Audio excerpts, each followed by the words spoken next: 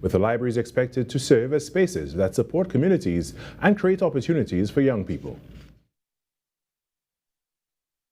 Knowledge is not just going to be about a library for you to come to borrow an Enid Blyton book. It is now a library to do three things. It is now an organization to do three things. Today, we renew the vision of knowledge. Thanks to the hard work of Ms. Green, of Beverly, of the chairman of the board, Knowledge's vision for Trinidad and Tobago is three-pronged. One, it is to provide that hub for communities to ensure we could groom our children, we could protect our children, we could ensure a safe space for development and for family. In other news, the Women's Health Fund is moving closer to implementation, with Finance Minister Devindranath Thakur participating in the committee's second meeting to advance efforts aimed at tackling period poverty in Trinidad and Tobago. The fund will support the distribution of menstrual kits to schools under a pilot program alongside menstrual health education and public awareness campaigns. Minister Thakur said the initiative is designed to improve the health, dignity and educational outcomes of women and girls, particularly those from vulnerable communities. Committee members also discussed the fund's operational framework and the government's initial $5 million contribution. The minister said mechanisms are now in place to allow private sector donations, supported by new tax incentives for individuals and companies contributing to the fund. And in some sport now, Trinidad and Tobago defender Aubrey David has achieved a major milestone, making his 100th appearance for CSD Municipal in their latest league match this past Saturday. David, aged 35, joined the Guatemalan team in 2019 and has since become a cornerstone of their backline, helping the club to multiple domestic titles and earning recognition as one of the league's most consistent performers. Municipal currently sits second in Guatemala's first division with 12 points, with only goal difference separating them and the top spot.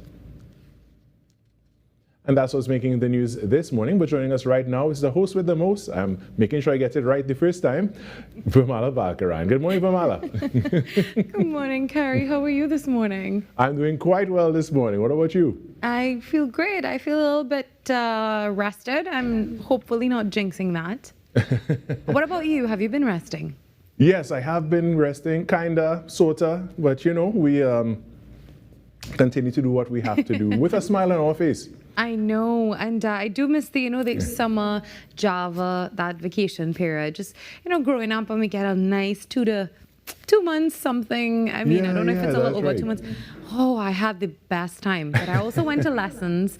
But, growing up in Central wasn't all that fun. I know that you had a great childhood in South.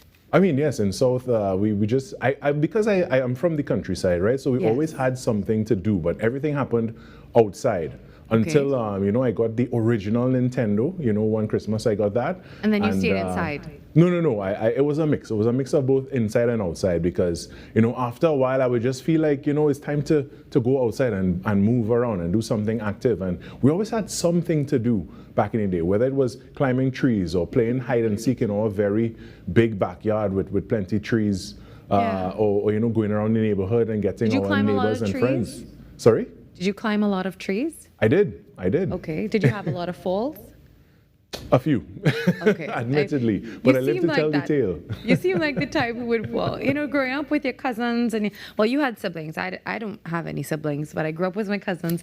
And we just had the best time, doing little things like playing cricket with a chubby bottle and a piece of wood from around the house. It must be a coconut branch cricket bat, Absolutely. I had a lot of fun and fond memories growing up. I was thinking about that during this July-August vacation and how much I genuinely looked forward to it and spending time with my cousins. Unfortunately, one of my cousins who I grew up with is no longer with us. And I'm sorry to hear that. Memories of that time. Yeah. And really just treated them like, go for this for me. I was the big cousin, and I would dress them up, and these are boys, and I would dress them up in these little dresses and shoes, and I have them model. I had the best time. Oh, did you build a tree house? That's one experience I didn't have. Oh no, we tried to build a tree house and unfortunately we failed. We tried other means of making clubhouses and secret hideouts and stuff. And, Yes. you know, there are a million stories I could tell you. You know, Oh, we back had in a the days, we box. would build box cards. We would, Yes. you know, like all these things. I have the scars to prove it as well. We had an old washing machine box that we put on top of an old washing machine, and that became our clubhouse. So, you know, that was definitely something. We had so many simple pleasures before cell phones and all of that And the technology. screens, you know, we lived in real life. I love it, and hopefully, you know, all the students out there taking a break, parents encourage them to do something outdoors. Well, thank you, Definitely. Carrie, for that little chat this morning. Definitely Oh, bringing yes, some as usual. sunshine for me. I'll talk to you soon. All right, looking forward to it. Thanks so Okay, much, Virmala. bye. When we come back, the Trinidad and Tobago Today morning show gets going right after this short break. Stay tuned.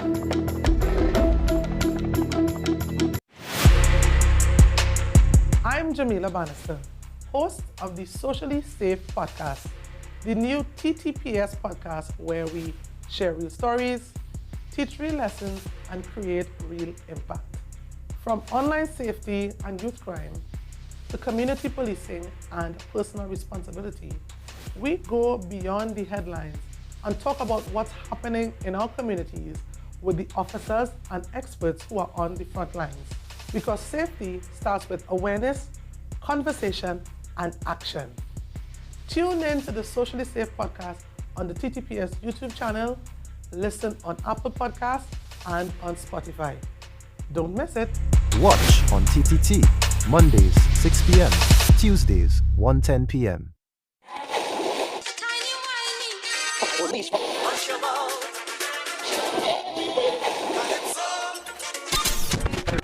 Since 1972, one sound has been living in the heart of Trinidad and Tobago, the longest running radio station in the nation.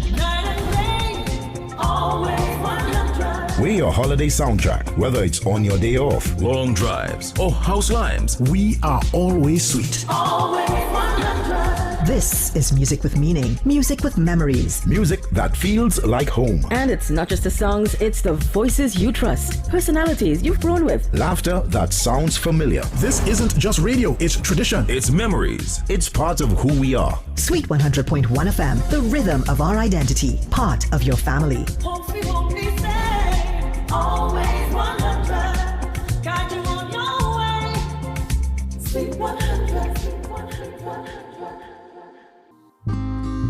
You are dearer to me than all the stars. So many wish but never reach. 'Cause when I'm falling and all the world seems dark, you help me find my peace. Oh, shun mi ba fishani. Oh, shun mi ba.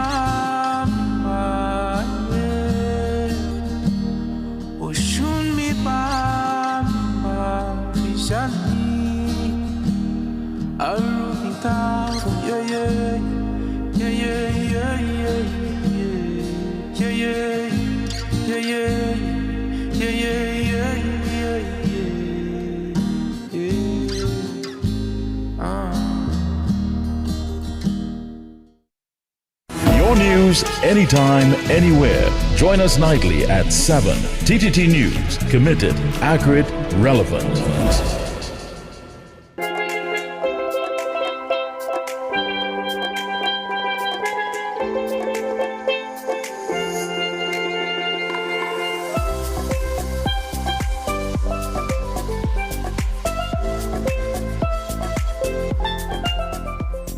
Tuesday, 25th August 2026. The time now it is 6:10 a.m. Good morning, Trinidad and Tobago and the world.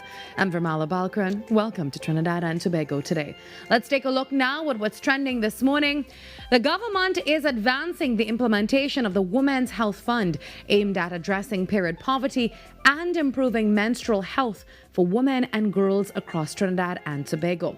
The Ministry of Finance says the Funds Committee held its second meeting on August 17th, focusing on the program's rollout, oversight, and accountability. Now, an initial $5 million TT government contribution has been made with a pilot program set to improve and provide menstrual kits to educational institutions alongside menstrual health education and public awareness initiatives. The fund will also facilitate private sector contributions with tax incentives introduced to encourage support. The initiative is expected to focus particularly on vulnerable communities while improving access to menstrual health products and reducing stigma. Great news for Trinidad and Tobago this morning. And have you been following this story? Professor Jason Ade, the British sociologist who became the youngest black professor appointed at the University of Cambridge, has died at the age of 41. Ade was appointed to Cambridge in 2023 and resigned earlier this month following allegations concerning his academic record. He was found dead in London on August 14th. His death has prompted renewed discussion about the treatment of black academics, institutional culture, and the pressures faced by scholars in major institutions. Our very own UWI Vice Chancellor, Professor Sir Hilary Beckles, has now weighed in, arguing that Ade's experience raises wider questions about anti-black racism within public institutions and the responsibility of universities to support their members. Professor Beckles also draws a historical comparison with the experience of Sir Arthur Lewis, while challenging universities to consider whether academic excellence can be separated from their ethical responsibilities. The statement has now opened a wider Caribbean conversation about race and academia, institutional responsibility, and the enduring legacy of colonialism. And the Trinbago Knight Riders return home tomorrow for their first home match of the 2026 Caribbean Premier League, looking to end a 2-match losing streak. Actually, they're back today. And TKR suffered a 5-wicket defeat to the Antigua and Barbuda Falcons on August 22nd, following a 5-wicket loss to the Jamaica Kingsmen on August 15th. They now face the St. Lucia Kings tomorrow, Wednesday, August 26th, from 4 p.m. at the Queen's Park Oval. And all 5 of TKR's home group stage matches will be played at the Oval this season, and the team will be hoping that the home crowd can help them to get back to their winning ways. Patrons are reminded that cigarettes and lighters and bottles, sharp objects, backpacks, umbrellas, cameras, weapons, food, and also coolers are not permitted inside the venue. Well, that's something to look forward to. TKR, who are you supporting this season? And yes, we know it's TKR, but yeah, you know, sometimes it's good to support the other teams as well. Really hoping we see some good results for TKR. No, my producer says absolutely not. Well, you know what time it is? It is time to grab your cup of coffee and settle in, because Trinidad and Tobago Today has begun.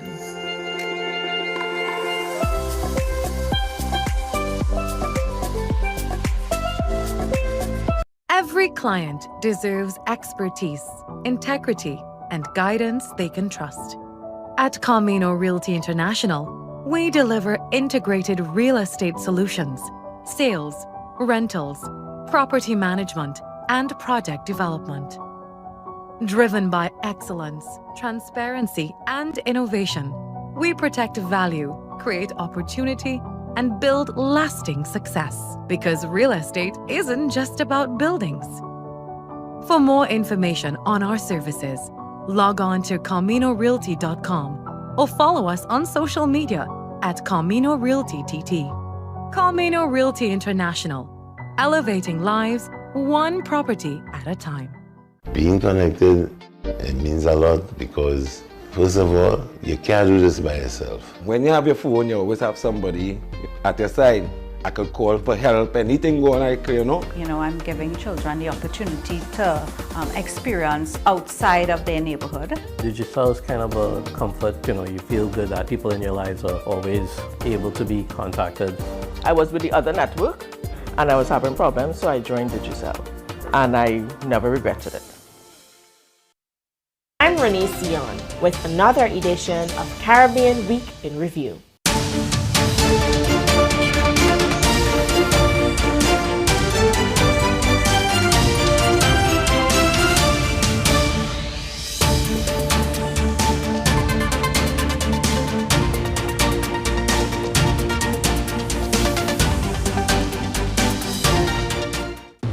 Coming up on Caribbean Passport, it's pulsating energy, deep cultural traditions. It's none other than Barbados crop over. Being at one with nature is no problem in Antigua and Barbuda, so let's swim with the stingrays. Fashion that's all-inclusive. And Caribbean tourism is at the forefront in Guyana. Be viewing Caribbean Passport as we explore the beauty of our region, right here on this station.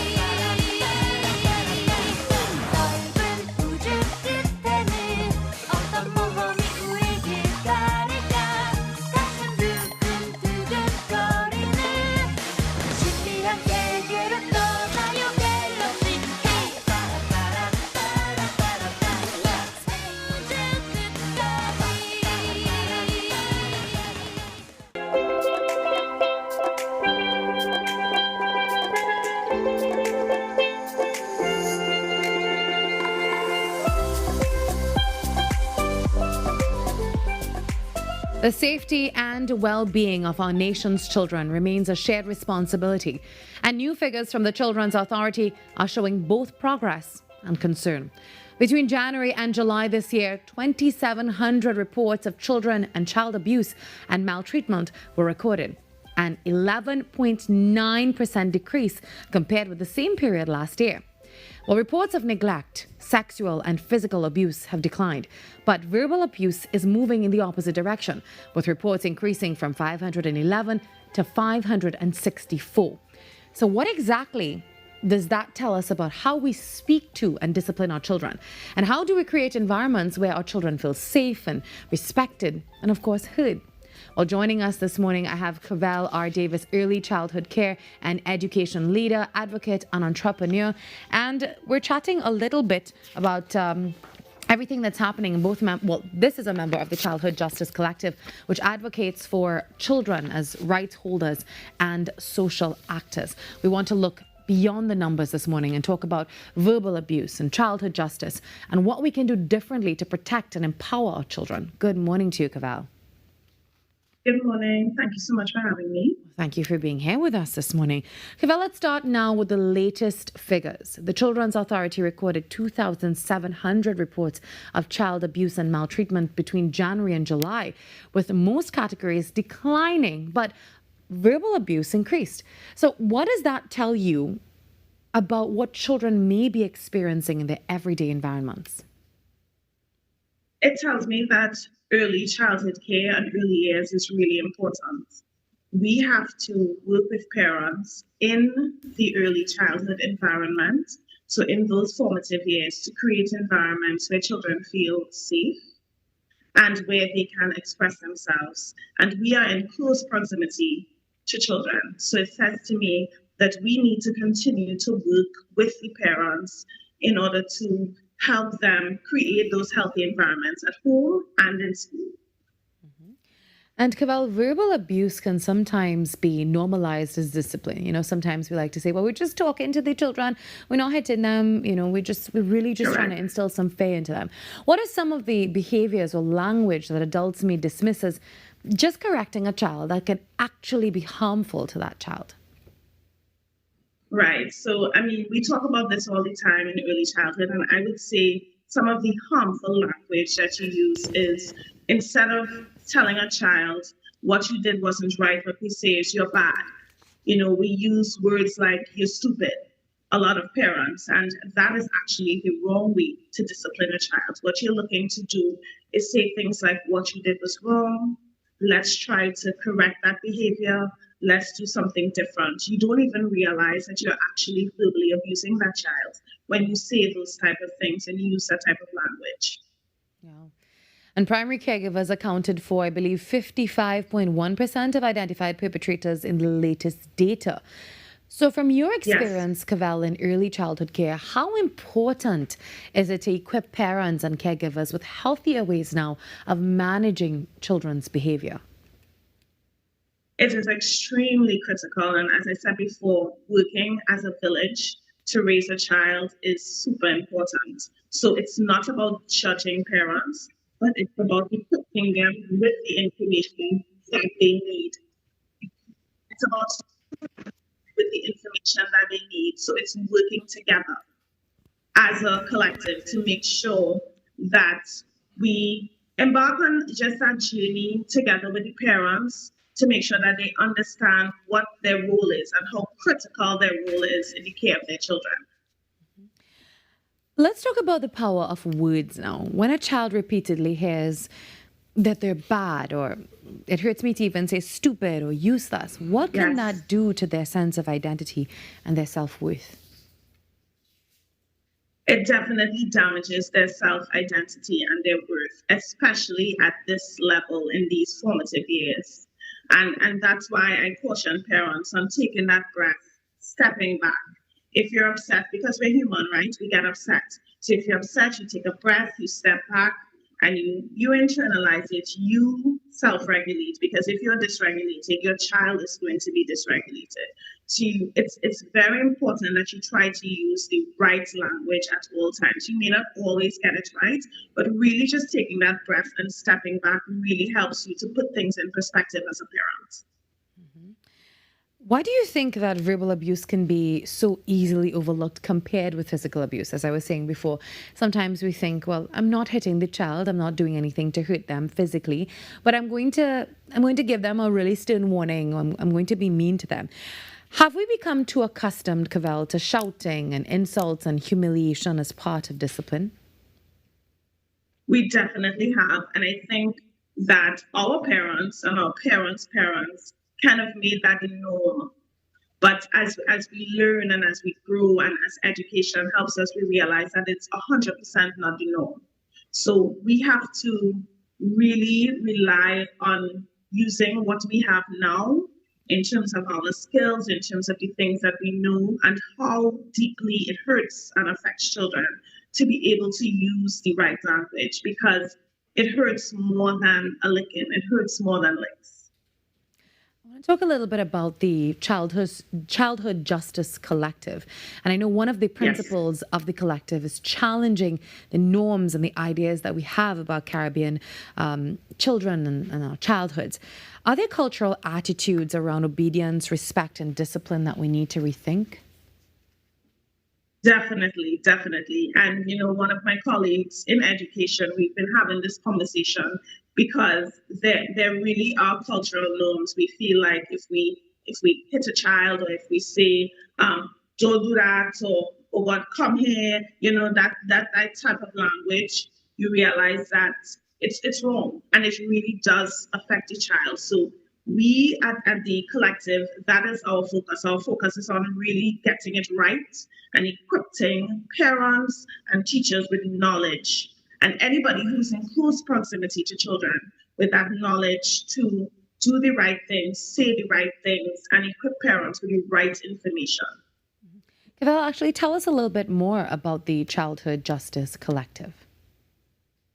So the Childhood Justice Collective actually was started by our colleague Marcus Kisoon, and basically what we do, we have lots of conversations. Our goal really is to get the education out there, especially as it pertains to children. We have different colleagues in the same field, but around children, education, social justice. And our role is really just to get the word out there and to make sure that everybody is equipped with the right knowledge to be able to continue to steer our children in the right direction. I know as a member of the Childhood Justice Collective, you also advocate for children as rights holders and also social actors. Tell me a little bit about that, and what does that actually look like in early childhood, in that early childhood setting, and how do we give young children now a voice? So it can look as simple as giving them the right to speak and say how they feel. A lot of times we try to steer children away from actually saying how they feel about something.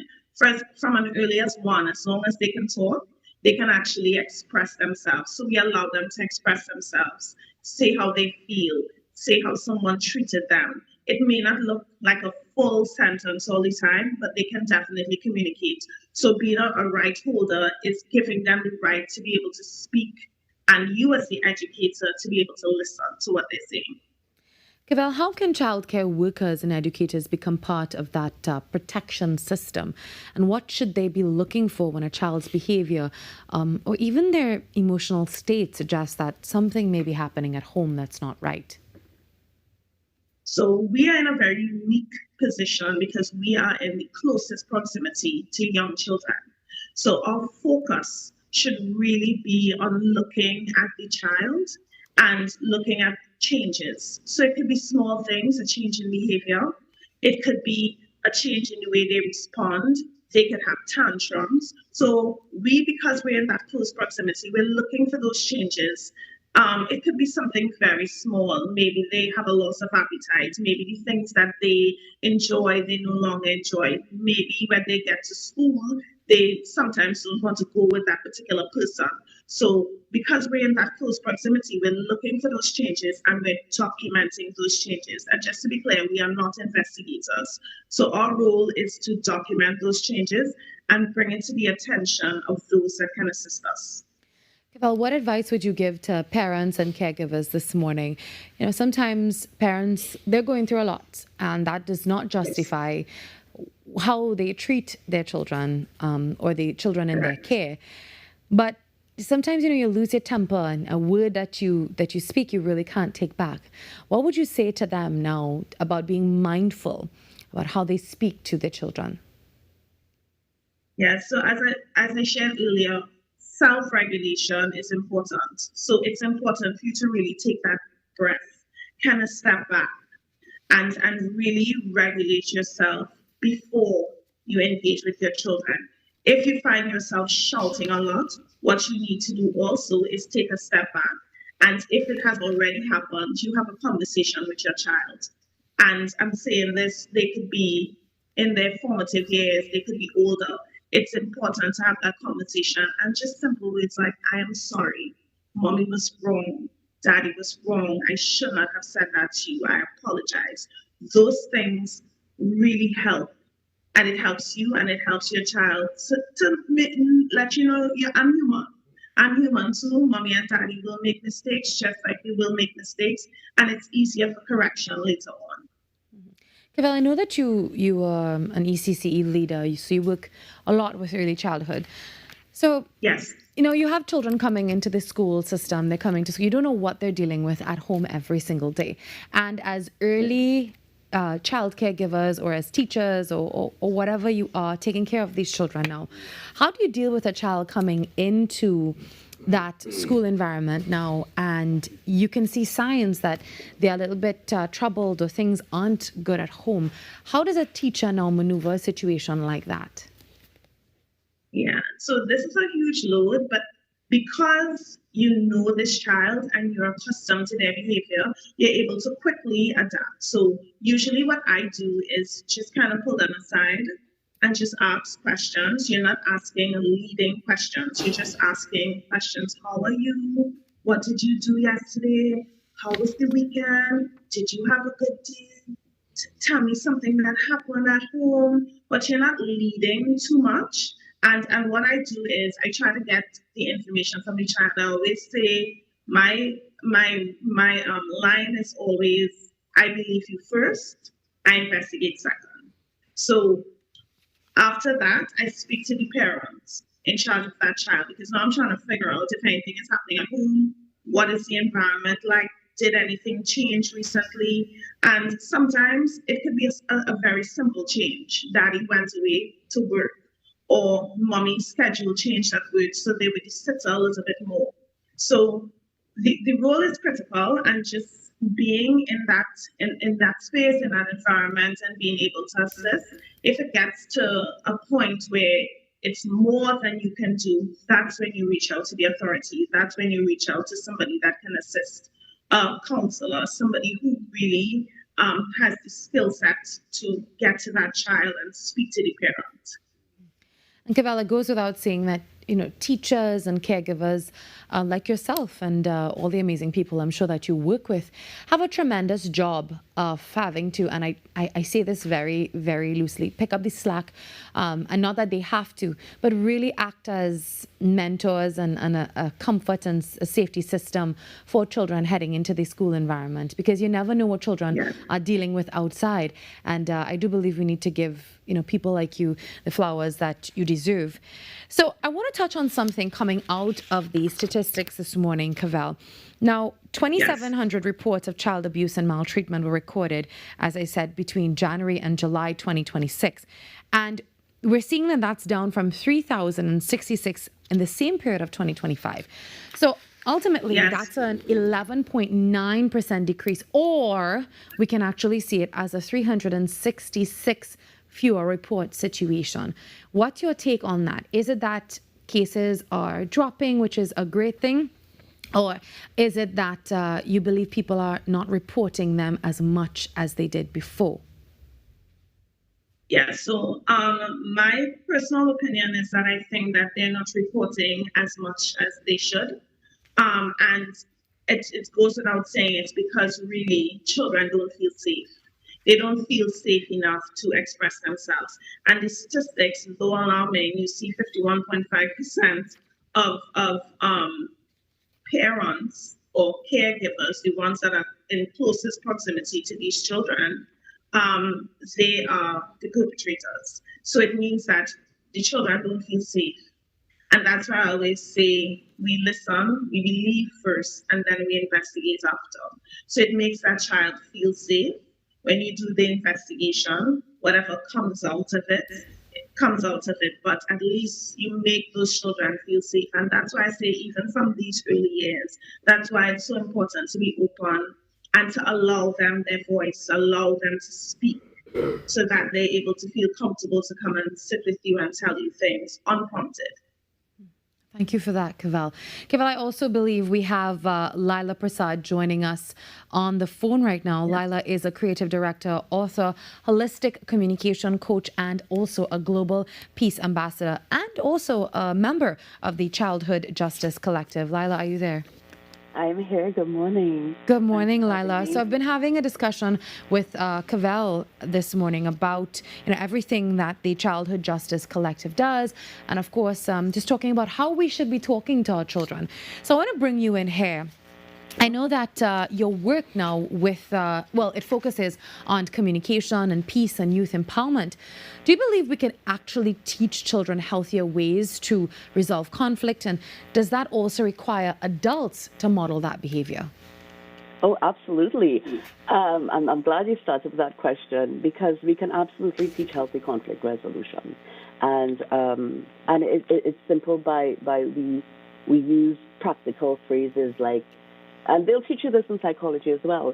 I feel something when this happens, and this is what I need. And we start at home teaching children how to communicate what they feel and what they need.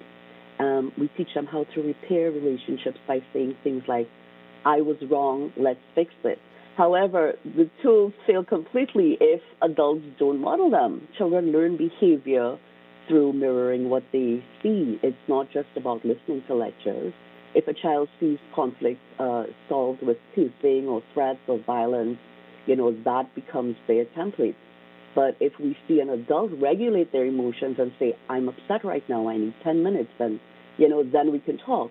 Then the children, they learn that peace and self-control are strengths and not weaknesses. So adults must be the first to demonstrate the behavior that they want to see in order for the children to learn it. Lila, we were just, Cavell and I were talking a lot about the statistics, the data that are, it's all coming up this morning. And I want to ask you about that. Primary caregivers accounted for 55.1% of identified perpetrators in the latest data. Now, from your experience in early childhood, is it important that we actually listen to children and allow them to have a voice in matters affecting them? And how important is that, I should say? That's extremely important. I mean, one of the things I want to consider, and I don't want to sound like I'm straying from the point, but when an adult goes to work, and your boss says to you, oh my gosh, your boss is always on you, or someone says something to you, or there's a group of people as an adult in a corner listening to people say things to you. You go down the street and somebody looks at you and they say, oh God, look at how she's looking, and they throw these comments at you. How does that make you feel as an adult? Yeah, right? Yeah. How does that make you feel as an adult? And imagine throwing that at a child. And the only thing you want to do as an adult when someone says something to you that's untrue, that's unfair, you just want to be heard. Imagine what that feels like for a child. So it's super important that we're listening to what they're saying, because they're way smaller. Their brains aren't developed by the age of 12. Their brains aren't fully developed. So that's the number one thing. That's the number one way to communicate with children. Stop and let them speak. Lila, are we protecting our children enough from the things that happened behind closed doors? Are we giving children the confidence to tell an adult that something is wrong? Oh, that's an interesting question. I think as parents we're doing our best. I think we're all doing our best. I just think that we've gotten accustomed to behaviors that are excused. As parents, we automatically want to protect and we automatically want to provide, but we're not always sure what that protection means. And in this case of verbal abuse, there are no physical signs of abuse. So we don't know the harm that we're causing. You know Absolutely. What I mean? Yeah. So simple things that if you, this is such a great question. When you tell a child you're bad, instead of their behavior was bad, you attack who they are and not what they did. It doesn't mean that the parent is bad for doing that. It just means that that's learned behavior.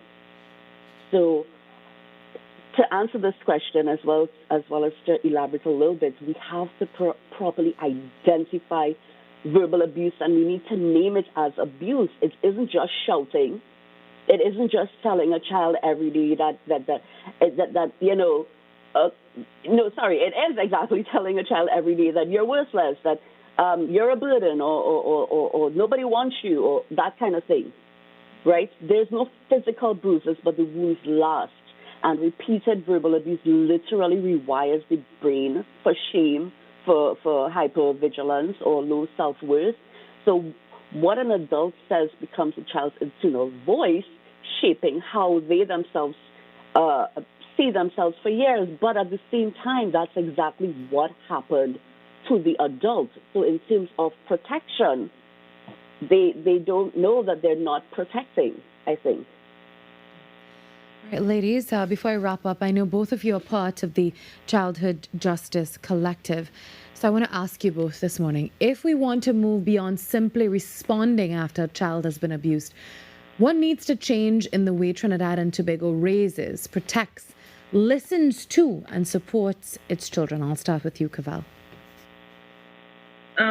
What needs to change is just giving children that voice, making sure that they understand at every level that you interact with them that they are 100% safe to be able to talk to you and share. And it also, it's important to educate the parents and those that are in the closest proximity to those children as well. Lila? Hi. I think right now, as we can see in Trinidad, interventions only happen after a crisis occurs, which is obviously too late. So we need three, in my view, and from my practice as a global ambassador, there are 3 steps that we need. We need to invest in parent workshops, I think, and mental health support. We need to update policies so that verbal and emotional abuse are recognized and reported as harm. And we need to listen and support. We need to fund youth councils, school we need to destigmatize therapy for adults, and we really need to. I think once we do this with parents, we're able to help children. Thank you very much, Cavell and Lila. What a great discussion this morning, and I know that our viewers will take away so much from all of this. Thank you very much, ladies, and thank you for all the work that you do with the collective, and I'll talk to you soon. All right, take care. That was Cavell and Lila joining us from the Childhood Justice Collective. The message is simple this morning. Be better to your children. Think of how you talk to them, and remember that impacts them more than you will even know. The time now, it is 6:41 in Trinidad and Tobago. We take a quick break, and when we come back, we talk all about animal welfare in TNT, something we definitely need to start buckling down about.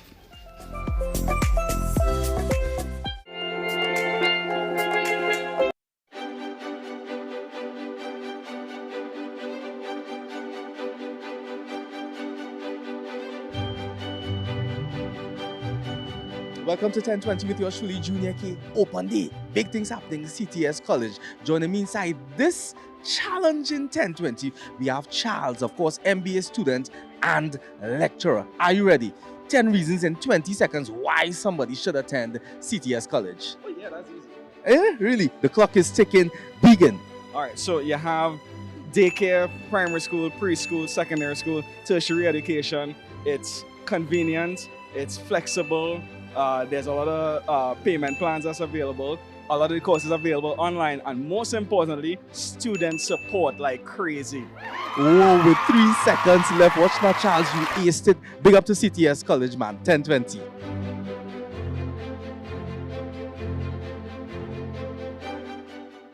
The conversations shaping our nation, the decisions affecting our future, the issues impacting you. Now, more than ever, it's time to bring them into focus. From politics and public policy to sports, entertainment, and the voices of everyday citizens. A new perspective is coming to Saturday mornings. Focus, People and Politics. Coming soon, exclusively on TTT.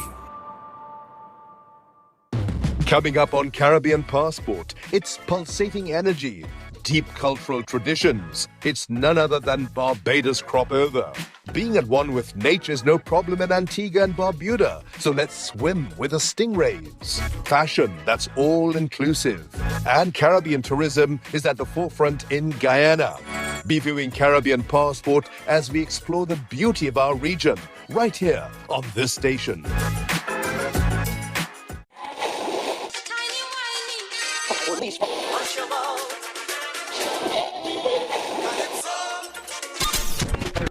Since 1972, one sound has been living in the heart of Trinidad and Tobago, the longest running radio station in the nation. We're your holiday soundtrack, whether it's on your day off, long drives, or house lives. We are always sweet. This is music with meaning, music with memories. Music that feels like home. And it's not just the songs, it's the voices you trust, personalities you've grown with. Laughter that sounds familiar. This isn't just radio, it's tradition. It's memories. It's part of who we are. Sweet 100.1 FM, the rhythm of our identity, part of your family. Always 100, got you on your way. Sweet 100, sweet 100.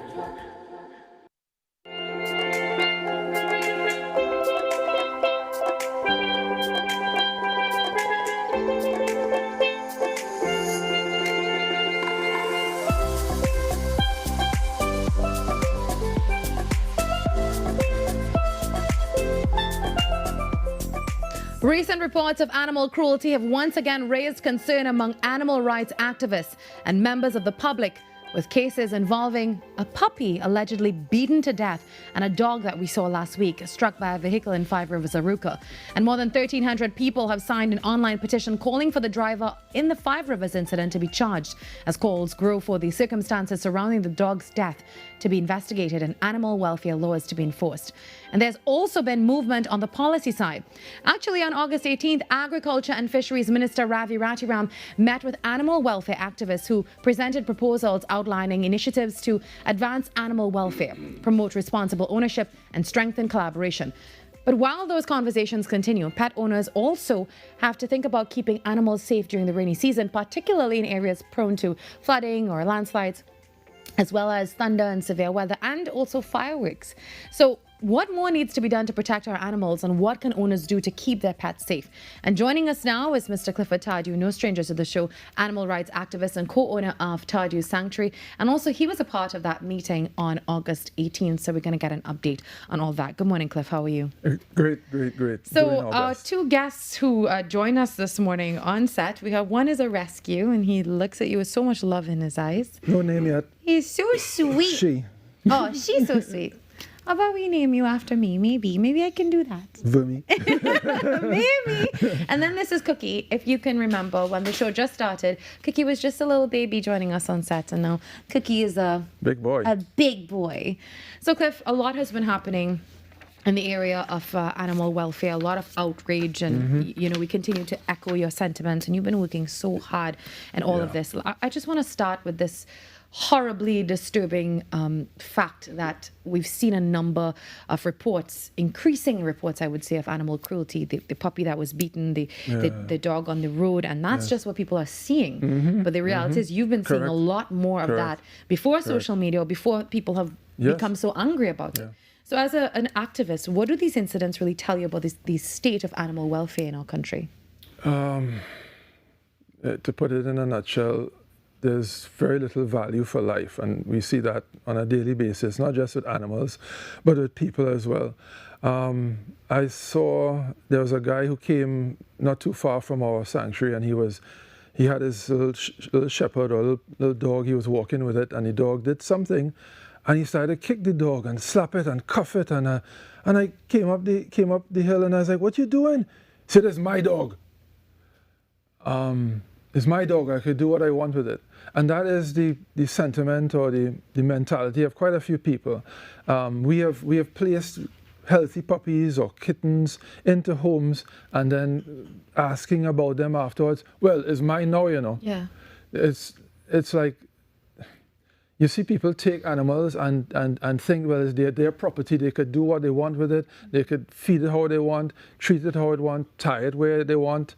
It is difficult. It's difficult to counteract that senselessness, that heartlessness, that lack of understanding, compassion. It is very difficult. Very difficult. You know what I'm seeing as well, Cliff? A lot of people are saying, "Okay, well, my dog is sick. My husky is sick." Fully well just accepting responsibility of a dog that needs very special care, or a Persian cat or something. And then anybody wants this, he needs hip surgery, take him. Happened just yesterday with me. I saw that on Facebook, and I said, wow, it's a new trend, because they think that people like you will pick up the slack for it. But how much more can you really absorb? They call me all the time. They say, "You want this dog? I can't take this dog. I can't handle it anymore."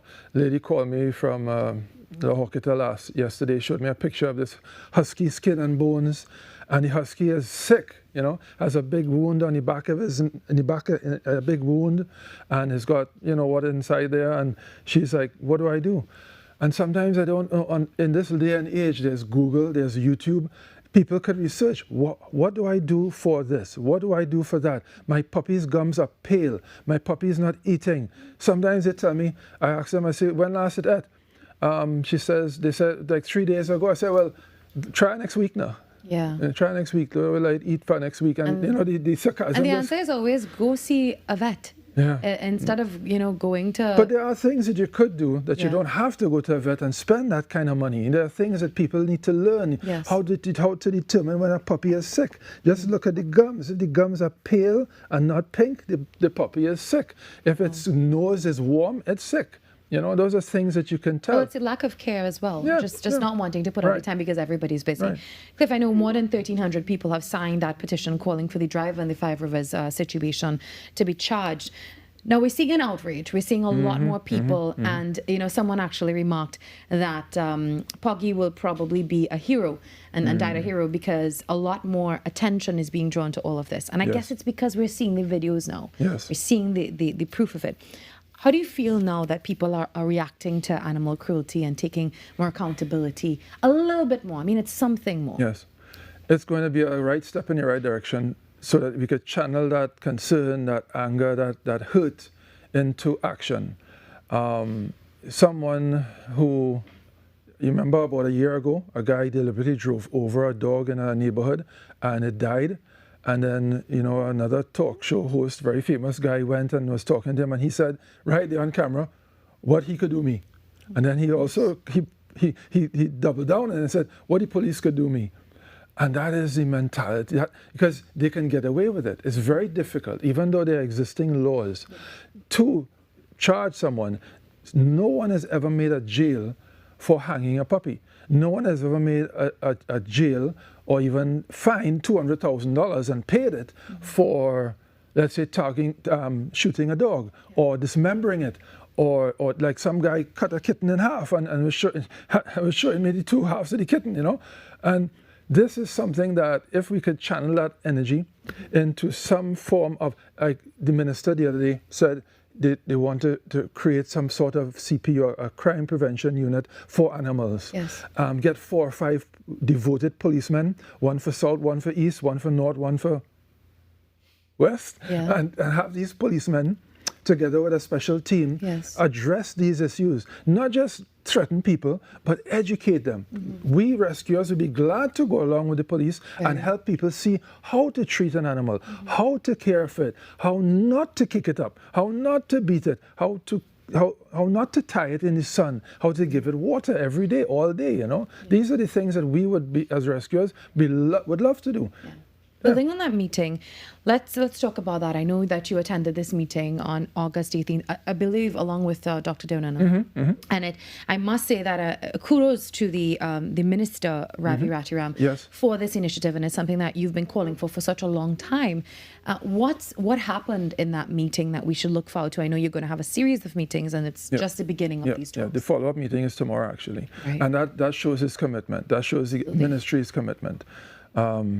So at that meeting, we had one of the lead spokespersons, Priya.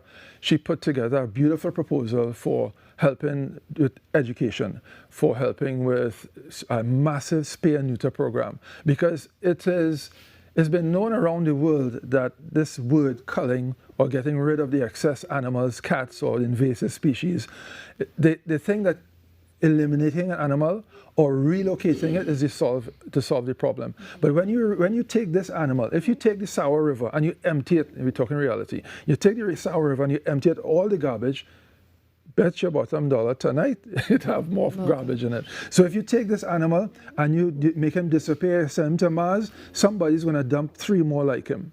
So if he is fixed, he can't make kittens. So he will live out his life and he will accomplish what he did and he will pass. And then another one may come where someone designs or wants to have a puppy or wants to have a kitten, not just has kittens and then throw them in a bag. So at that meeting as well, we spoke about a massive spay and neuter program. There's a big, there's a bit of a setback with getting the ketamine, which is vitally needed for the low-cost spays. I see any fuzz in the So we need that ketamine drug. We also need to have people aware how to treat animals. So if we could get these animals into schools. Now, I know that you can't take an animal into a classroom, but maybe outdoors. And we have had schools come to our sanctuary, and they could come into our sanctuary. So I was thinking that maybe we could have a massive school education program.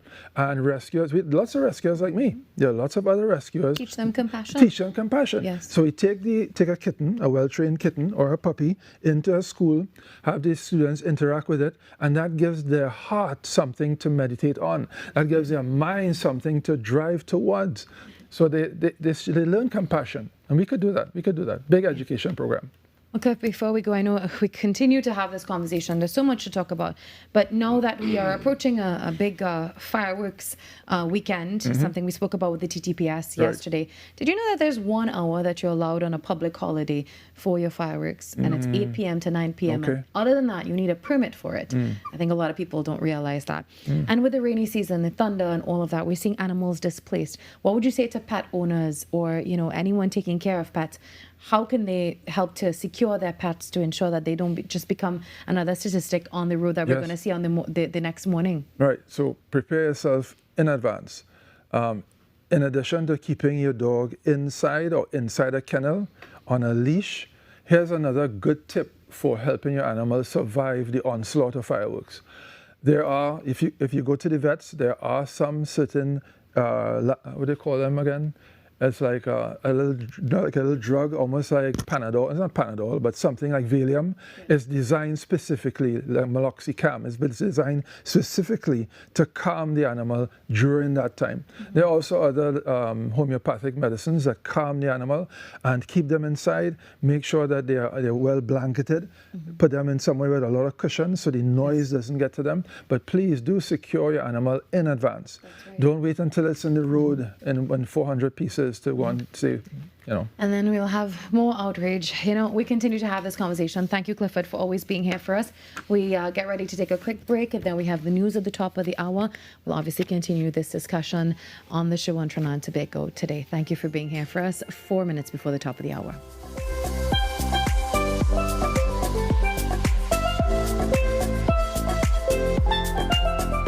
Being connected, it means a lot because first of all, you can't do this by yourself. When you have your phone, you always have somebody at your side.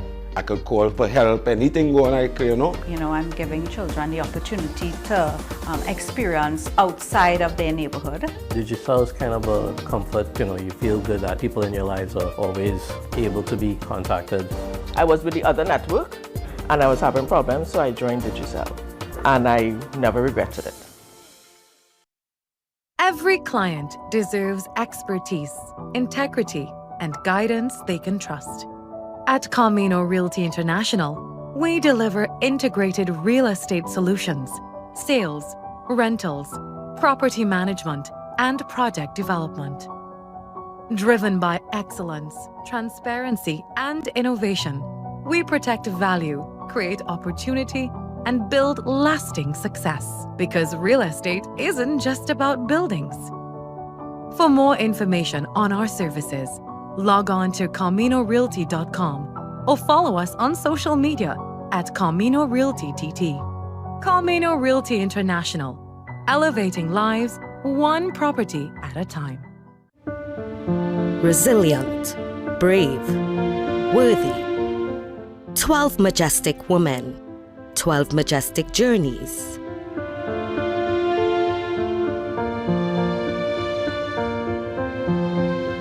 Majestic Makeover Season 3, coming soon to TTT and TTT Live Online.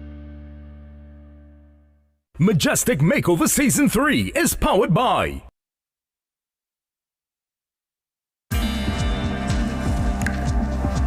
We're now on the cusp of learning how AI is interacting with the tools that we have been using.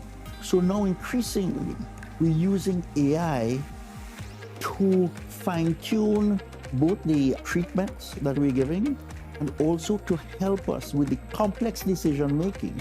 Be viewing Caribbean Medical TV on this station.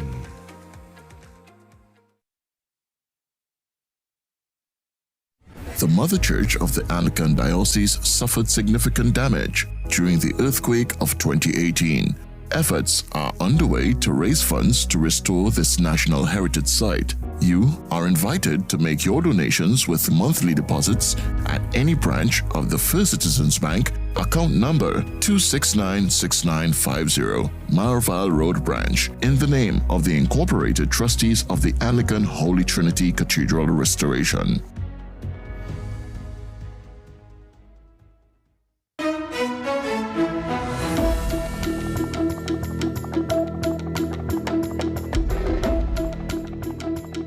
Good morning. This is your TTT News Update. I'm Carrie Roberts. Making the news at this time. Honoring the Mighty Sparrow, Sweet 100.1 FM and Blow Man O Blow Carnival Mass Band have teamed up to present a special 2027 Carnival portrayal celebrating the life and legacy of Calypso legend Dr. Slinger Francisco, the Mighty Sparrow. At the pre-launch, a special presentation of portraits of the cultural icon were made to those near and dear to his heart. Sweet 100.1's very own Rhea Rupchansing explained the gesture, noting that the gift of love was a way of thanking the Mighty Sparrow for his enormous contribution to the culture. A way of saying thank you to Sparrow for so much music that he has produced and sung, and not to mention acted out as well. Goodness gracious. The stories, the laughter, the memories, and the legacy that continues to inspire new generations. He is definitely one who started things off for Calypso in Trinidad and Tobago.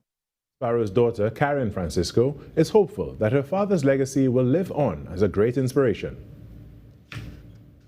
I always say that I am truly inspired by the fact that he has always given of his talent, simply because that's what he does, and it has impacted all of the Caribbean, all of the world.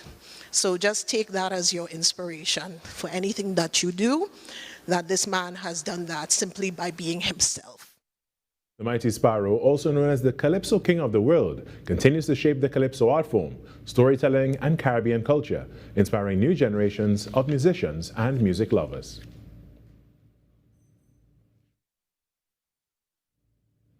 Like a timeless melody carried across generations, veteran Calypsonian Lord Nelson was honored with a Tobago Diaspora Award during the annual Tobago Diaspora Day celebrations in Brooklyn, New York on Sunday. The 95-year-old cultural icon, born in Plymouth, Tobago, remains a cherished ambassador of Tobagonian heritage, delighting audiences with his performances year after year. He was presented the award by Chief Secretary Farley Gustine.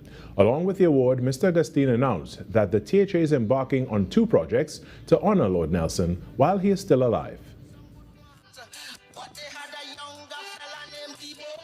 In one part, it will result in you being able to successfully be repatriated to Tobago, meaning come back home and live. And the second part of it is the establishment of a living museum in your name and honor. Meanwhile, the Chief Secretary thanked the Tobago diaspora for their continued support of the island by supporting events such as the Tobago Carnival. We launched a Tobago Carnival product in 2022, and because of your efforts, we were able to grow that product. Last year, we got about 40,000 visitors to the island for that product, and we expect to grow even more this year. He also encouraged the diaspora to attend the Tobago Heritage Festival in 2027 for homecoming celebrations. Present at the Tobago Diaspora Day event were several entrepreneurs who, through the support of the THA, was able to market their products to the attendees. Several cultural acts from Tobago were also present, along with the island's traditional food, giving attendees a taste of home. The Tobago Diaspora Day has been in existence for 11 years and is hosted by the Brooklyn-based group, the Tobago Empowerment and Alliance Mission. And in sport, Trinidad and Tobago's Ella Marie Young enjoyed a golden weekend at the Caribbean Junior Road Cycling Championships, claiming both the juvenile women's individual time trial and the road race titles. The 16-year-old dominated Saturday's time trial, capturing her first gold of the weekend. Less than 24 hours later, she returned to the road to deliver another statement victory, claiming gold in the juvenile women's road race in 1 hour, 58 minutes and 52 seconds, finishing ahead of Barbados riders Lila McIntyre and Victoria Bourne. And that's what's making the news at this time. When we come back after the break, we get into the second hour of Trinidad and Tobago Today. Stay tuned. Why is Talk City 91.1 FM the leading talk station in Trinidad and Tobago? Because nobody delivers conversations like we do. Start your mornings with Ground Report. Andy Pitbull Williams, Lennox Smith, and Nigel Snipes setting the agenda from 6 to 9 a.m. Then it's Off the Record with Stefan Reese and Mr. X, Fearless Talk, and the issues everybody's discussing. Stay connected with Sharon. Take it front with Officer Shabadi. Go beyond limits with Roland Stewart. Drive home with Heavy Duty and David Welch on Under the Radar. And wrap up your day with Kingsley and OB on The Wrap Up. Real talk, real people, real Trinidad and Tobago. Listen live on Talk City 91.1 FM and follow us on social media, Facebook, Instagram, and YouTube. Talk City 91.1 FM, the #1 talk station in Trinidad and Tobago.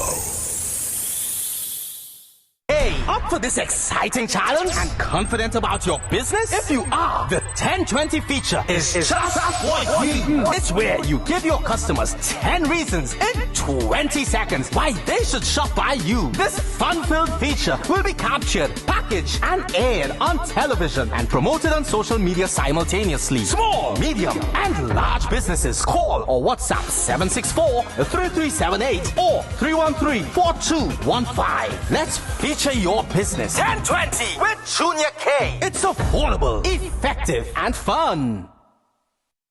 Why is Talk City 91.1 FM the leading talk station in Trinidad and Tobago? Because nobody delivers conversations like we do. Start your mornings with Ground Report. Andy Pitbull Williams, Lennox Smith, and Nigel Snipes setting the agenda from 6 to 9 a.m. Then it's Off the Record with Stefan Reese and Mr. X, Fearless Talk, and the issues everybody's discussing. Stay connected with Sharon. Take it front with Officer Shabadi. Go beyond limits with Roland Stewart. Drive home with Heavy Duty and David Welch on Under the Radar. And wrap up your day with Kingsley and OB on The Wrap Up. Real talk, real people, real Trinidad and Tobago. Listen live on Talk City 91.1 FM and follow us on social media, Facebook, Instagram, and YouTube. Talk City 91.1 FM, the #1 talk station in Trinidad and Tobago. Resilient, brave, worthy. 12 majestic women, 12 majestic journeys.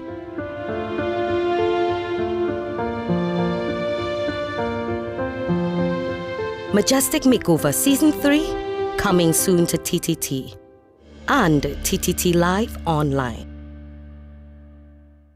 Majestic Makeover Season 3 is powered by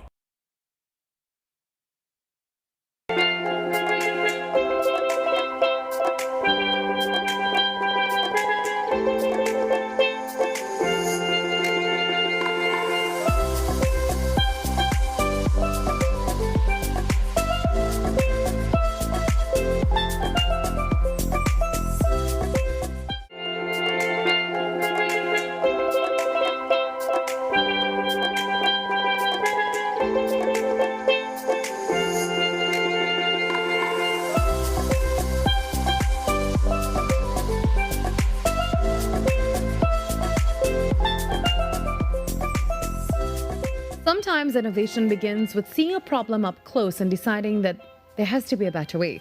For David Richards, the journey to entrepreneurship was shaped by almost a decade of service in the Trinidad and Tobago Defence Force, an opportunity through a cost-out scholarship, and later his experience in healthcare.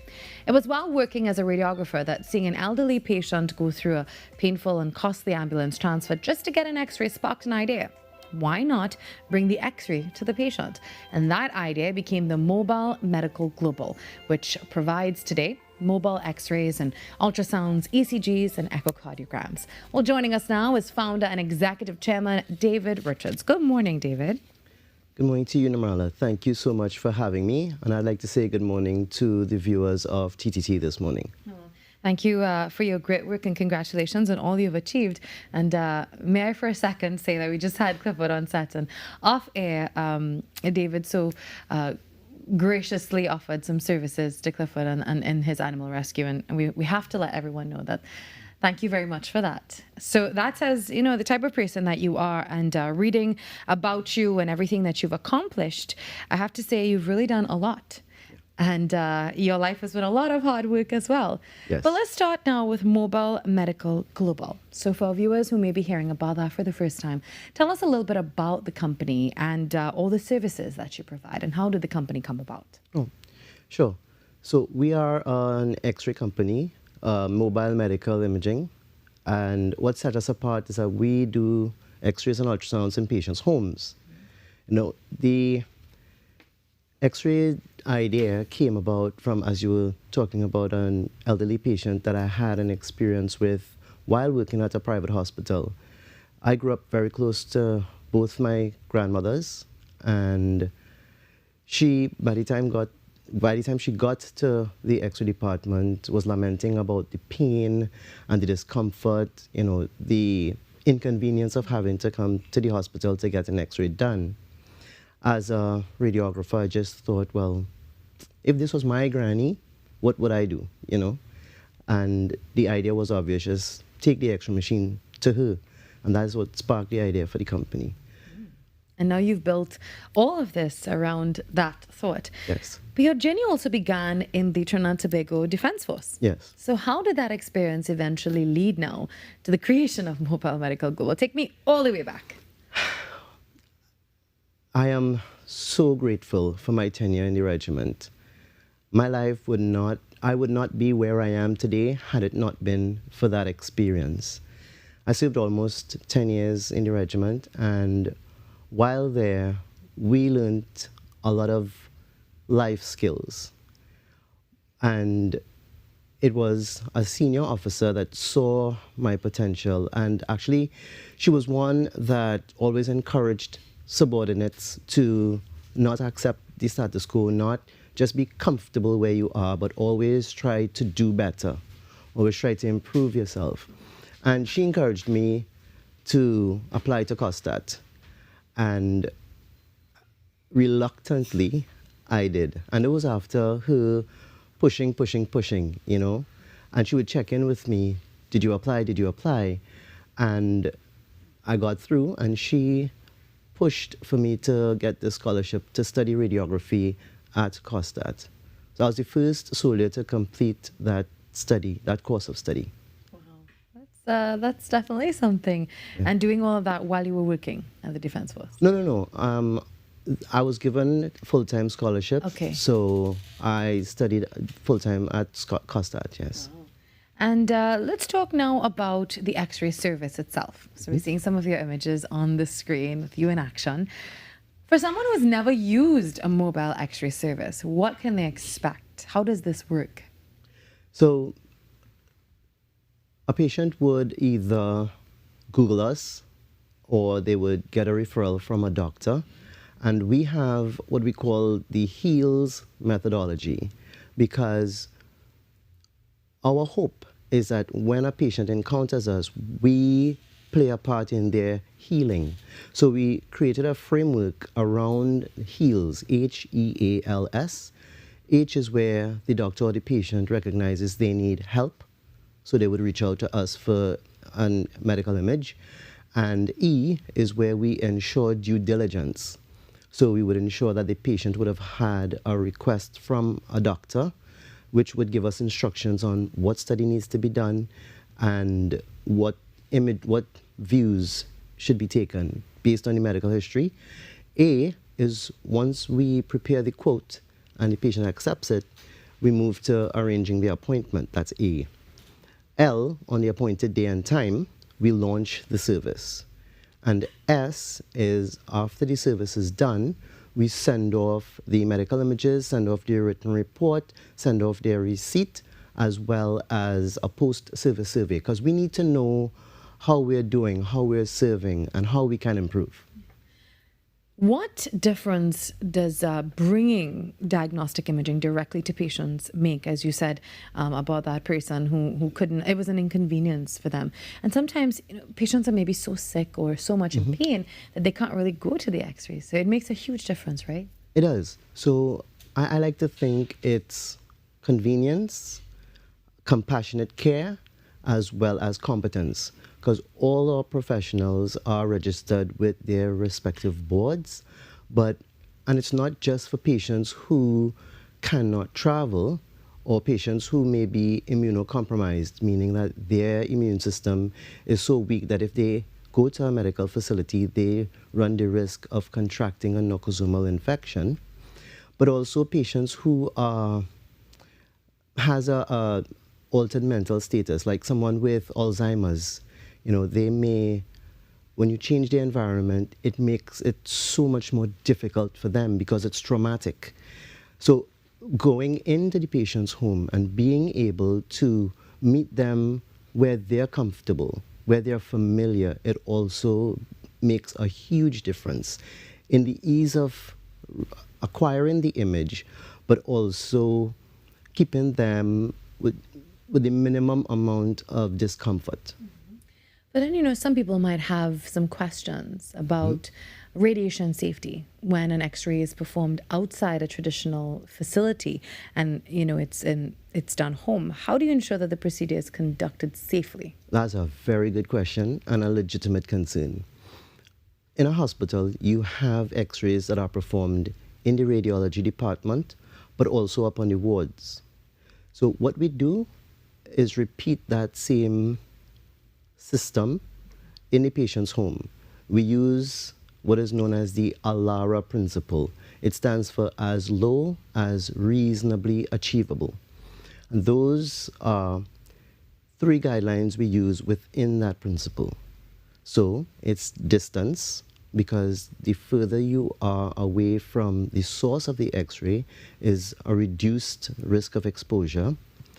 Time, where you expose the patient in terms of the ionizing radiation for a very short time, like a fraction of a second. And shielding is where you use like lead aprons, gonad shields, thyroid shields, etc. And what does someone need before arranging an X-ray, David? And why is a doctor's referral important? Lots of people say, well, I can just walk in and tell them, give me an X-ray, but then they would ask you, they say, well, where's your referral? Yes. And then they say, why do I need one? Why do we need one? So you need a referral for 3 main reasons. One is the doctor has to do a cost-benefit analysis. Is the cost of exposing this person to ionizing radiation, is the benefit of getting this diagnostic information higher than the cost it is to expose the patient to ionizing radiation, right? So it's a cost-benefit analysis that has to be done by the doctor. Secondly, a patient may say, well, I have pins and needles in my fingers, I need a hand X-ray. But it's only after being referred by a doctor, you'll know that it's actually a neck issue. Yeah? And thirdly, depending on injury or disease or the medical history, will determine the types of views that you'll need to do for a particular X-ray. And very quickly, for like a shoulder, if it's just pain by moving your arm, then we will do 3 views of just turning the hand in and out, as opposed to if you've fallen and you may have fractured the shoulder, then you're immobilized and we do 2 views to highlight if it's a fracture or not. So they'll know exactly what to look for, essentially. Well, before we go, I know that Mobile Medical Global is also providing some imaging services through community outreach. Tell us about that, David. A friend and I, we were talking about how the profession benefited us and how well we've been blessed by this profession, and we wanted to give back. So in 2024, 2025, we decided to give free X-rays and ultrasounds to patients who have a government referral. And sometimes you have a referral from the hospital, but it's difficult and the wait time is so far. So we decided to just give it for free, give back. And we've donated just about $80,000 worth of medical imaging over the 2 years. Yeah, that is definitely the definition of giving back. So what's next for Medical Global, Mobile Medical Global? Well, we would like to have patients know that there is an option where we would like to be the go-to for medical imaging, because our vision is medical imaging to anyone, anywhere. That's what we want to do, because we're not wanting to replace the hospital at all. We want to work alongside them. Well, David, thank you very much. Your story is really inspiring, and we really do appreciate the fact that you're involved in so much service as well. And your journey has really taken you from service in the Defence Force through that educational opportunity that really helped you to become who you are today. Well, thank you for being here with us, and we hope that we'll get to chat with you soon. What's your advice to young people maybe wanting to take that next step in their career? Ooh, I would say to, like Seneca said, preparation meets opportunity equals luck, right? And prepare yourself now for when that opportunity comes, you can capitalize on it. Well, you heard it from the man himself, David Richards of Mobile Medical Global. Thank you so much for being here. Well, we're going to help you out with what the weather is going to be like today. Zaina James is here now with your weather update on Trinidad and Tobago today.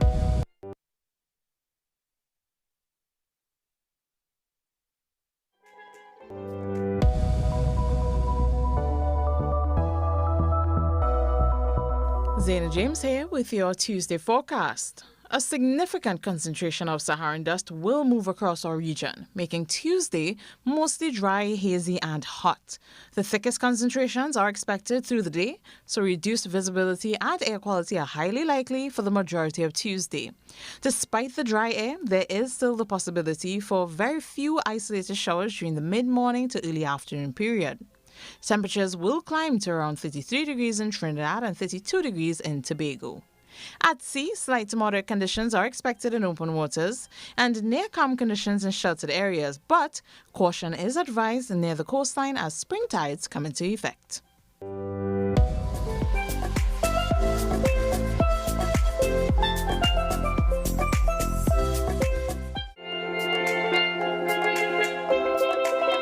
The conversations shaping our nation, the decisions affecting our future, the issues impacting you. Now, more than ever, it's time to bring them into focus. From politics and public policy to sports, entertainment, and the voices of everyday citizens. A new perspective is coming to Saturday mornings. Focus, People and Politics. Coming soon, exclusively on TTT.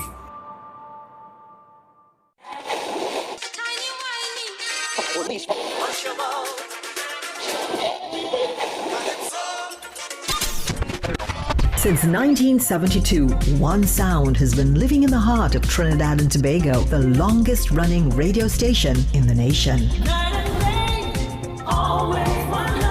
We're your holiday soundtrack, whether it's on your day off, long drives, or house limes. We are always sweet.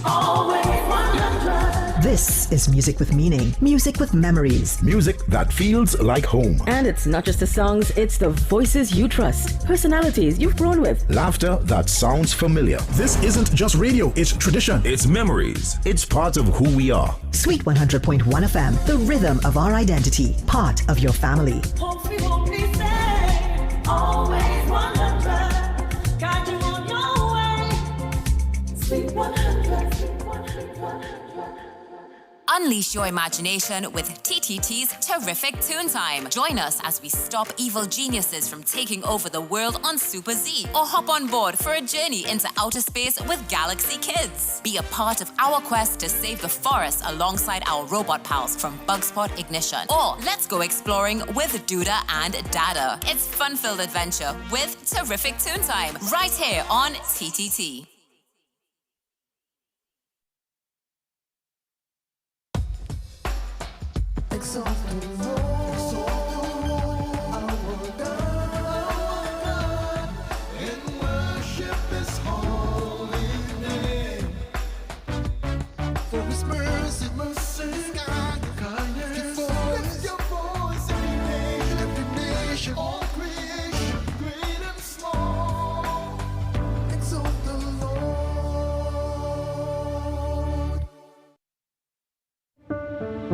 Resilient, brave, worthy. 12 majestic women, 12 majestic journeys.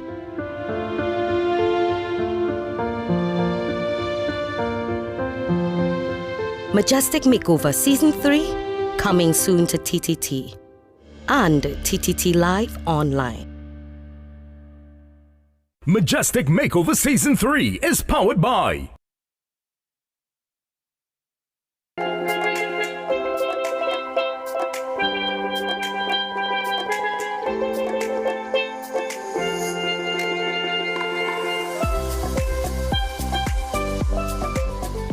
Starting university can be exciting, but it can also be a major adjustment. Suddenly there's more independence, a different academic workload, a new environment to navigate, and for many students, the challenge of finding ways to fit in.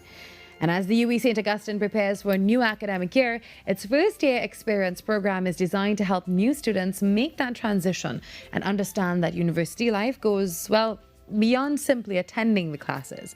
Joining us now is Darrell Aldous, Student Engagement Manager at the UWI St. Augustine, to talk all about orientation, the first year experience, and how students can start UWI strong. Good morning, Darrell. Good morning. Welcome. Thank you so much. So as we were talking of, there are lots of hard work happening at UWI. Yes. Especially preparing for this new cohort of students. Yes.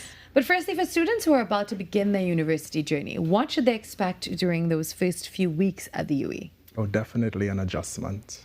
They will be introduced to so many new things, new people, new systems, new information to grapple with. So the first 2 weeks would really be about finding your way. And that's why we have the first year experience program, to ensure that they transition successfully and that they receive the support that they need. It can be a little bit intimidating. Oh, yes, absolutely. Especially if you're going in there and having to make new friends, perhaps, and seeing, getting adjusted to a new environment. Yes. And things are done very differently compared to, like, for the ones who are coming out of secondary school. Yes. And what are some of the practical steps that students can take before arriving on campus to really prepare themselves now for this new university UWI life?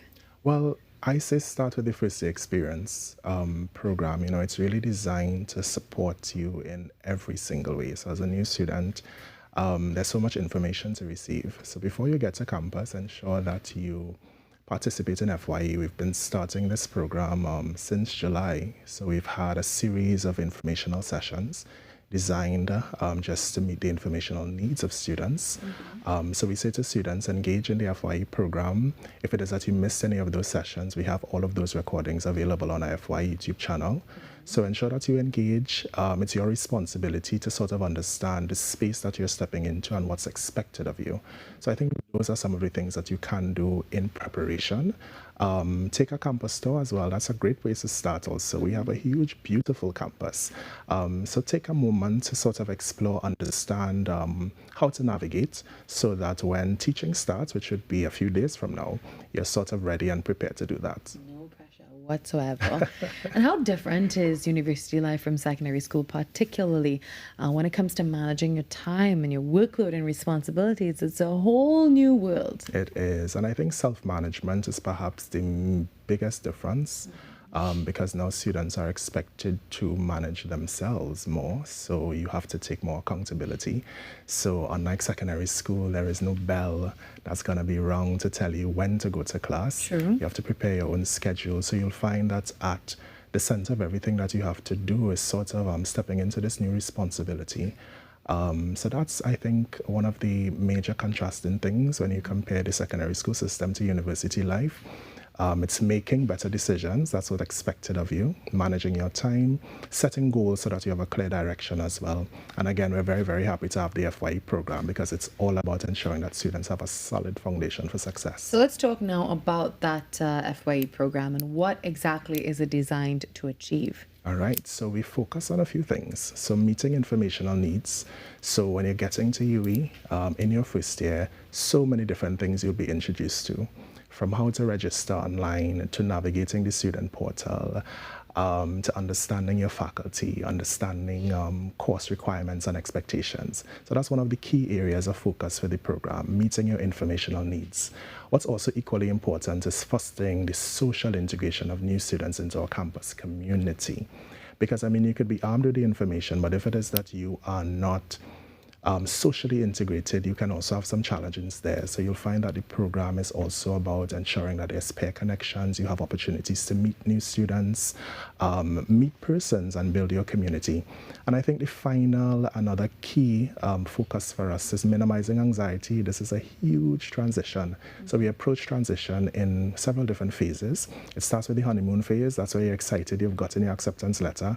Then some persons may get to that place of conflict and culture shock because it's a new environment. And then there's that phase of initial adjustment where you're saying to yourself, okay, I can probably do this. And then some of our students might get to that place of mental isolation because it's a tough space. It's, questioning a lot of self-doubt, can I do this? But the final phase that we want students to get to and stay for as long as they can is that place of integration and acceptance, knowing that they can do this big thing called university. And what are some of the key activities or experiences that students should make some effort to participate in? All right, so we have a virtual workshop series that actually concluded in July, but the recordings are still very much available. It's 6 sessions, information packed, from how to pay fees to how to understand and navigate and complete registration. So a lot of helpful information. So that's definitely one of the things that I'll definitely ask students to take some time to get familiar with. We also have peer mentorship for first generation students. So within our student cohort, there's a diverse group. So we have certain subgroups within the student population from regional and international students. So we have initiatives designed specifically for them. We have students with disabilities and medical conditions. We have initiatives designed for them, first generation students, and the list goes on. So you'll find that within the FYE program, we really try to meet the needs of every subgroup within our student population. And as we said, university is more than just about academics. What opportunities are available for students to get involved in outside of the classroom? Because you need that balance. Yes, absolutely. I mean, so much. We have over 100 clubs and student organizations on campus. So that's definitely a good place for students to start. Joining a club or an organization that aligns with your interests.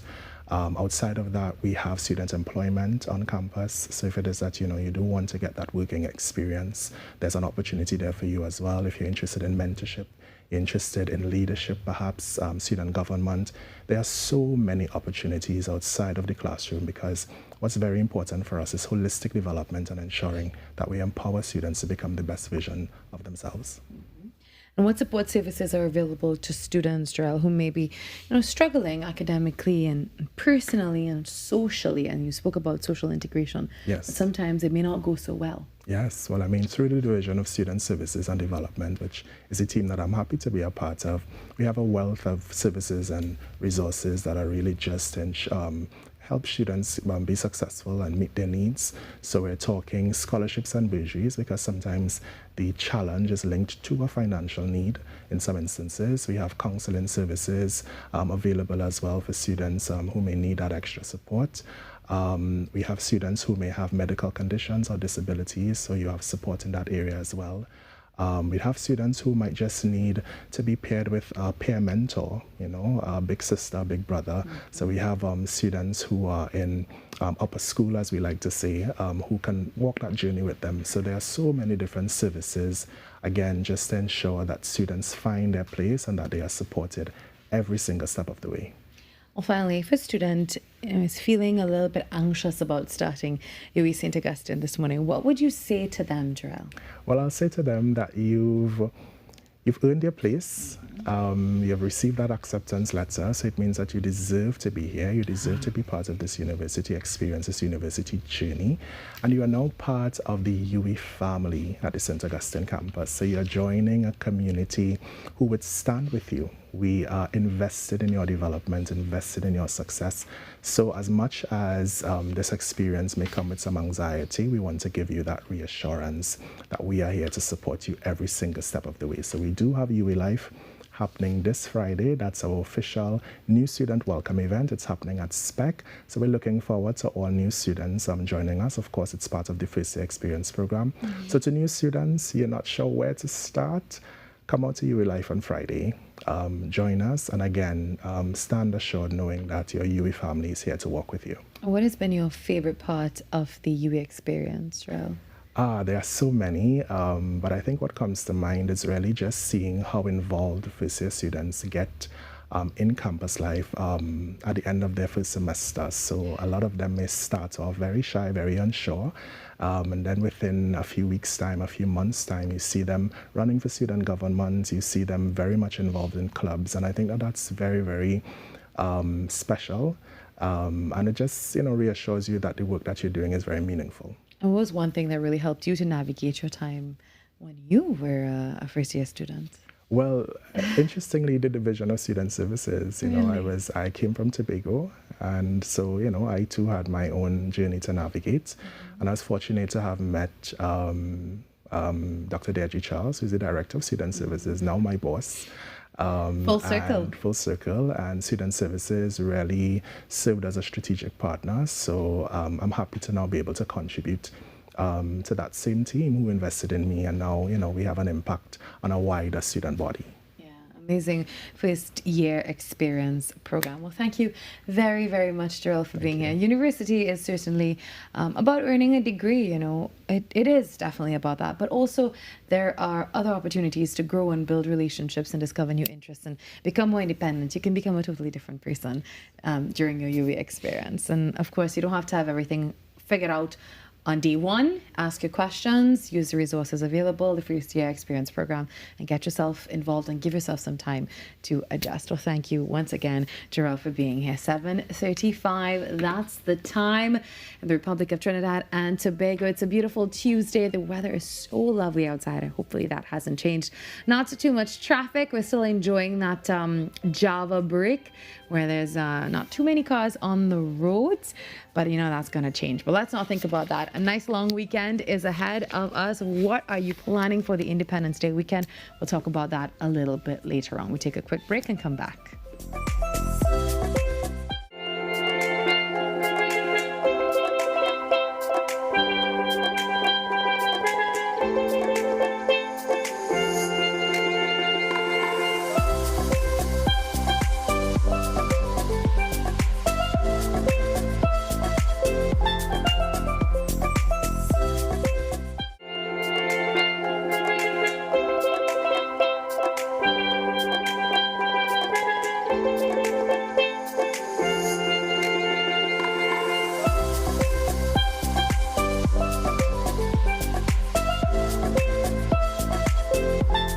Being connected, it means a lot because, first of all, you can't do this by yourself. When you have your phone, you always have somebody at your side. I could call for help, anything going on, you know. You know, I'm giving children the opportunity to experience outside of their neighborhood. Digital is kind of a comfort, you know, you feel good that people in your lives are always able to be contacted. I was with the other network and I was having problems, so I joined Digicel and I never regretted it. Every client deserves expertise, integrity, and guidance they can trust. At Camino Realty International, we deliver integrated real estate solutions, sales, rentals, property management, and project development. Driven by excellence, transparency, and innovation, we protect value, create opportunity, and build lasting success. Because real estate isn't just about buildings. For more information on our services, log on to CaminoRealty.com or follow us on social media at Camino Realty TT. Camino Realty International, elevating lives one property at a time.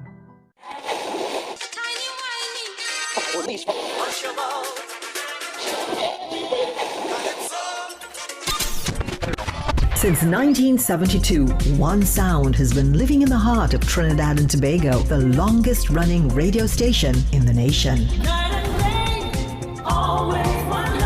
We're your holiday soundtrack. Whether it's on your day off, long drives, or house limes, we are always sweet. This is music with meaning, music with memories. Music that feels like home. And it's not just the songs, it's the voices you trust, personalities you've grown with. Laughter that sounds familiar. This isn't just radio, it's tradition. It's memories. It's part of who we are. Sweet 100.1 FM, the rhythm of our identity, part of your family. Always 100, guide you on your way. Sweet 100, sweet 100.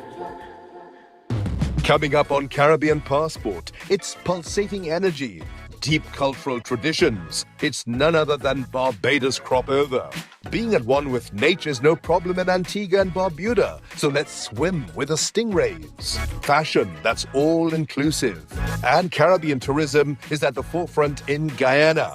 Be viewing Caribbean Passport as we explore the beauty of our region, right here on this station. TTT News, every night at 7. TTT News, committed, accurate, relevant.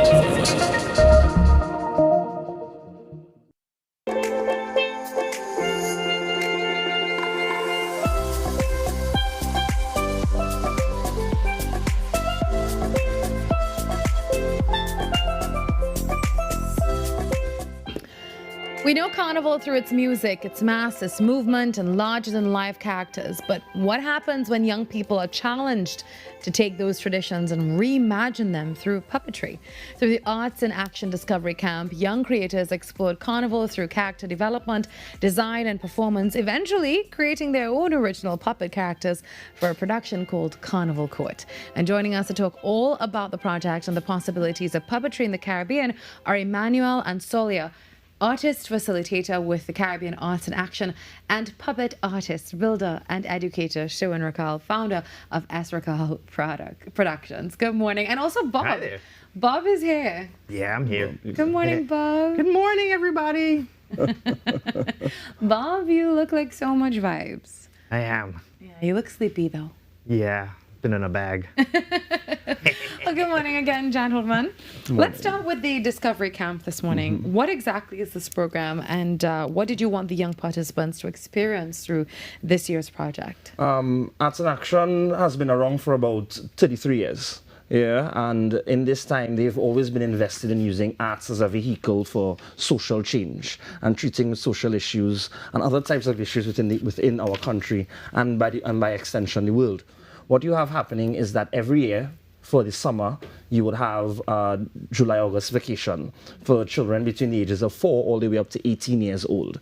And what it is that they're engaging in performance and performance craft. And it's not just performance in terms of theatre, it's also to an extent visual arts, music, dance, all of it. They interact with the entire 4 weeks of camp. And what it is them learning and realizing, not just using craft, but using craft for self-development and social development. Now, this camp has been happening for more than 20 years. Yeah, every year it's a different theme, every year it's a different style. This year, in particular, what we did is that we partnered with Mr. Sherwin Rakal and Bob.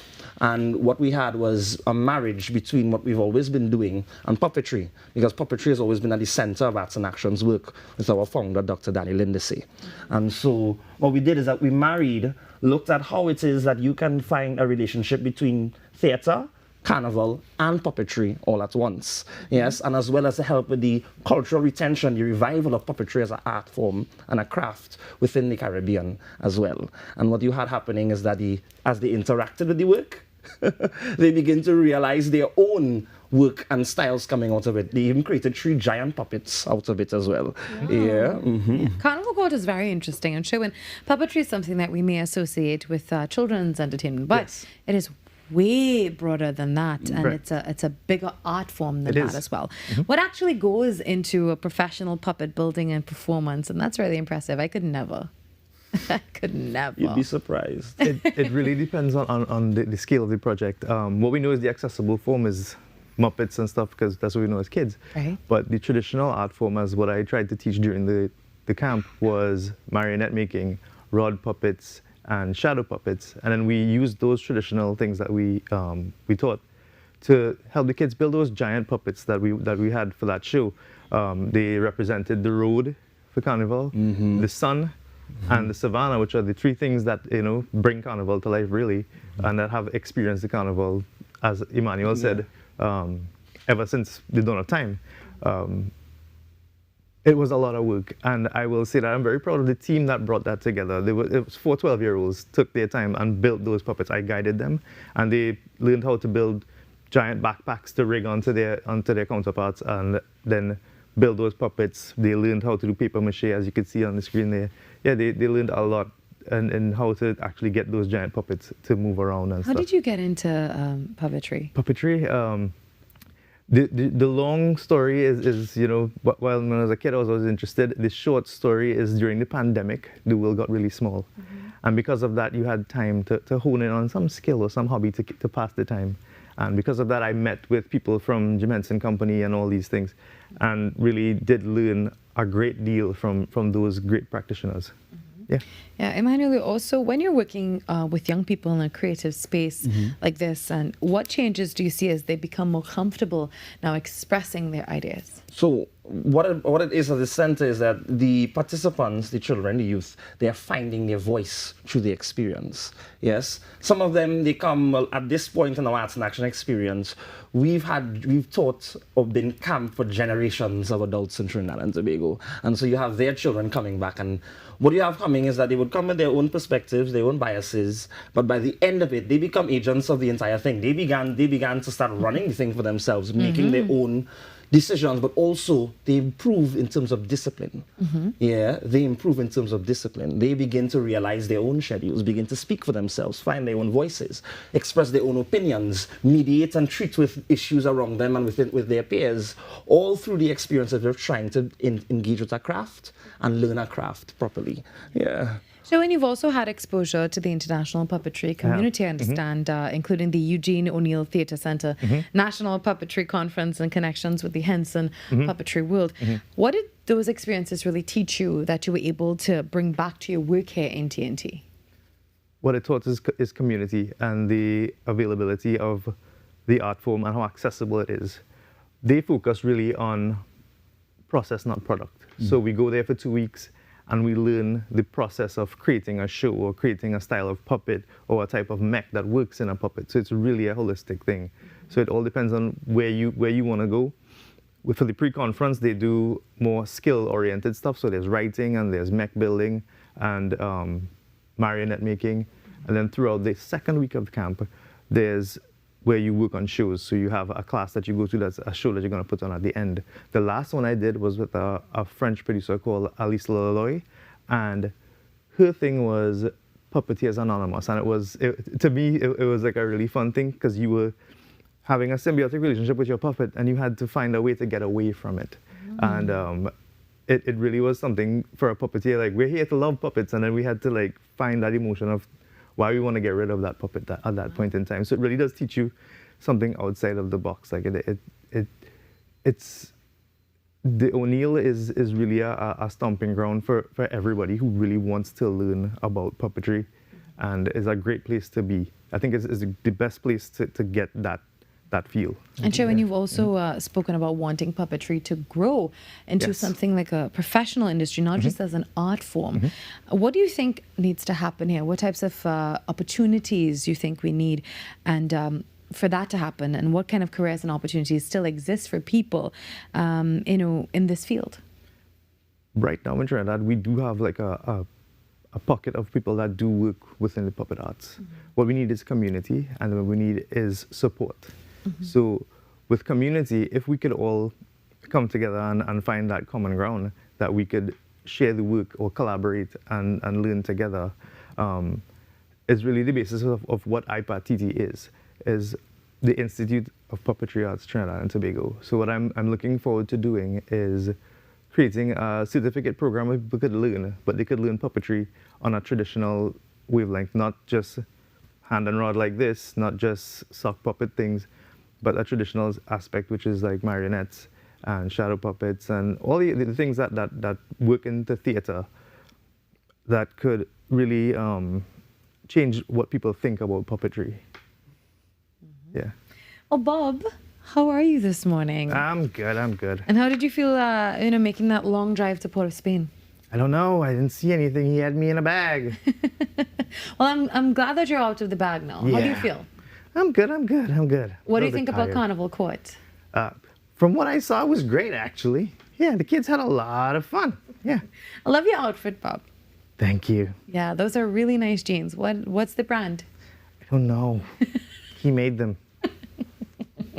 I guess he was being cheap and he didn't buy you some good jeans. Oh, no. Oh, I'm sorry, Bob. I thought they were custom made. Oh, they're just custom made for you. Yeah. Specifically for you, Bob. Well, Bob, we're so glad that you're here with us this morning. You really add some sunshine to our set, and I think you should come back more often. Thank you. Yeah, I will. should get a chair for you. Oh, yeah. Well, Emmanuel, before you go, now that you're seeing young people and the magic that they created through Carnival Court, how do you feel now about the arts? And what about the importance of giving children that opportunity and young people to create their own spaces where they're allowed to experiment and create and do things like this? If you were to use Carnival Courts as an example or even a model, what you have coming out of it is that the play itself was about a courtroom setting where these three big judges that make up a tribunal, they represent the center or those who control all of Carnival, the sun, the savannah, and the road, right? These are the things that exist in all carnivals all over the world, right? And they become the one to judge this discourse or fight between traditional mass and contemporary mass, what we call bikini and beads and pretty mass, right? And a lot of what you had coming out of it was critical conversation, but they came up with their own points. They looked at it, we sat down, we did the research together, we looked at the different traditional forms, they come up with their own, they play the traditional forms, learn the forms, perform them, but then also begin to use them to speak to their own experiences of Carnival. So what you have coming out of that is you would begin to create this whole community of agents who stand and fight for their own cultural identity, but also become agents of the retention of the traditional forms, because they are going slowly, and the big glitzy glamour of the modern, the contemporary is taking center stage. And so how do you marriage between moving forward while still maintaining a connection with what was? Because if it wasn't for what was, there would be no is. Yeah, so they doing that and becoming agents, they spreads infectiously. Now it's also engaging them to say, use your own modern forms, your TikToks, your platforms, and use that to begin to also champion your own voice and be an agent for what you think is right or what you think is important. Yeah, and it's spreading, and they're learning it, they're picking it up. Now it's just to have them engage in it in a more realistic way. Yeah, but that is for them to find. We're only here to give you the tools. You have to grow with it. Sherwin, what do you think about that now, seeing how Carnival Court really brought out the excitement in these young people?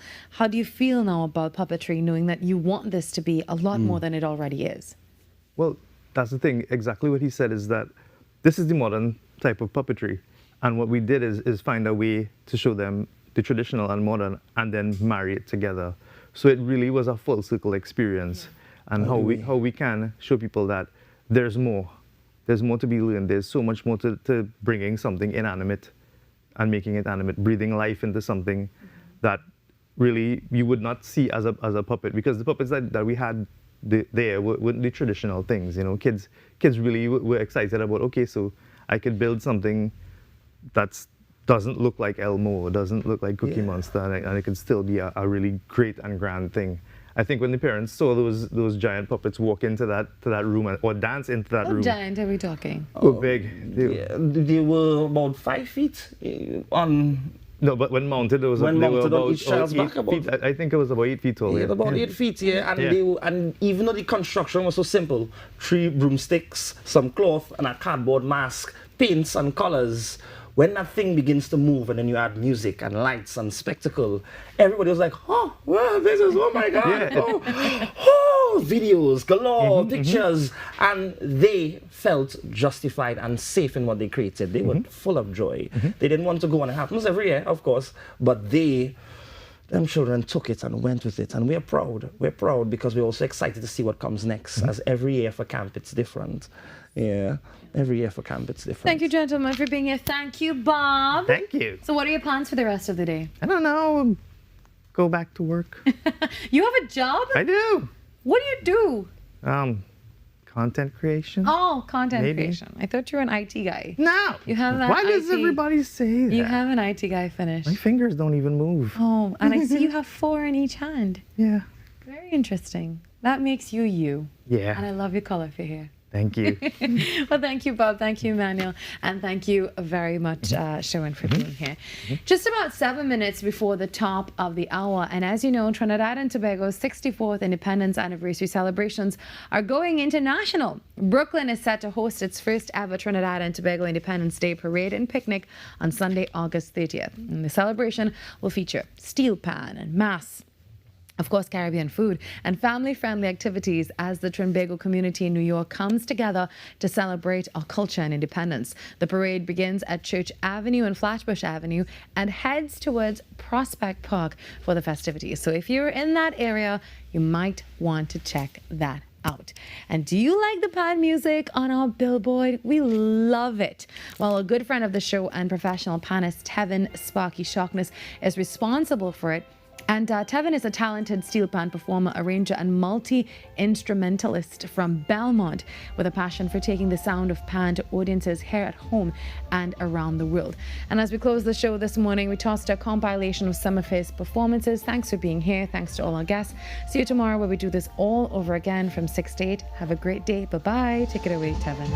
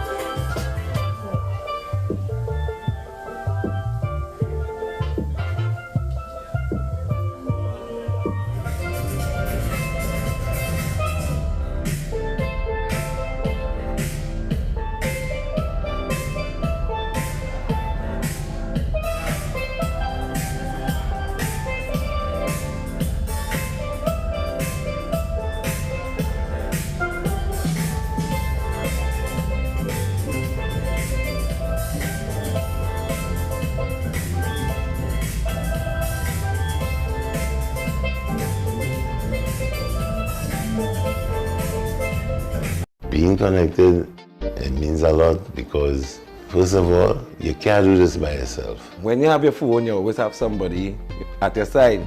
I could call for help, anything going like, You know, I'm giving children the opportunity to experience outside of their neighborhood. Digicel is kind of a comfort, you feel good that people in your lives are always able to be contacted. I was with the other network and I was having problems, so I joined Digicel and I never regretted it. Every client deserves expertise, integrity, and guidance they can trust. At Camino Realty International, we deliver integrated real estate solutions, sales, rentals, property management, and project development. Driven by excellence, transparency, and innovation, we protect value, create opportunity, and build lasting success. Because real estate isn't just about buildings. For more information on our services, log on to CaminoRealty.com or follow us on social media at Camino Realty TT. Camino Realty International, elevating lives one property at a time. I'm Renee Sion with another edition of Caribbean Week in Review.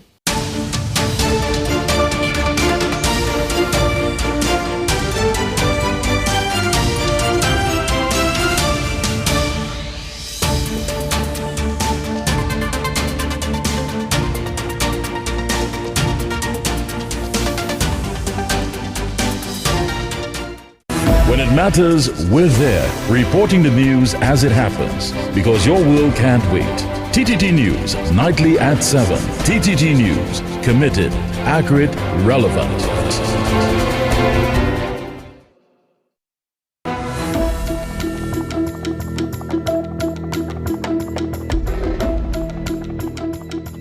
Good morning. This is your TTT News Update. I'm Carrie Roberts. Making the news at this time. Minister of Education, Dr. Michael Dowlath, said he is implementing a series of measures to ensure that students do not leave the school system without the much-needed qualifications and life skills required to succeed in today's world. He explained that the ministry is focused on strengthening both academic achievement and personal development by equipping students with critical thinking, communication, problem-solving, and workplace readiness skills, all to better prepare young people for higher education and employment.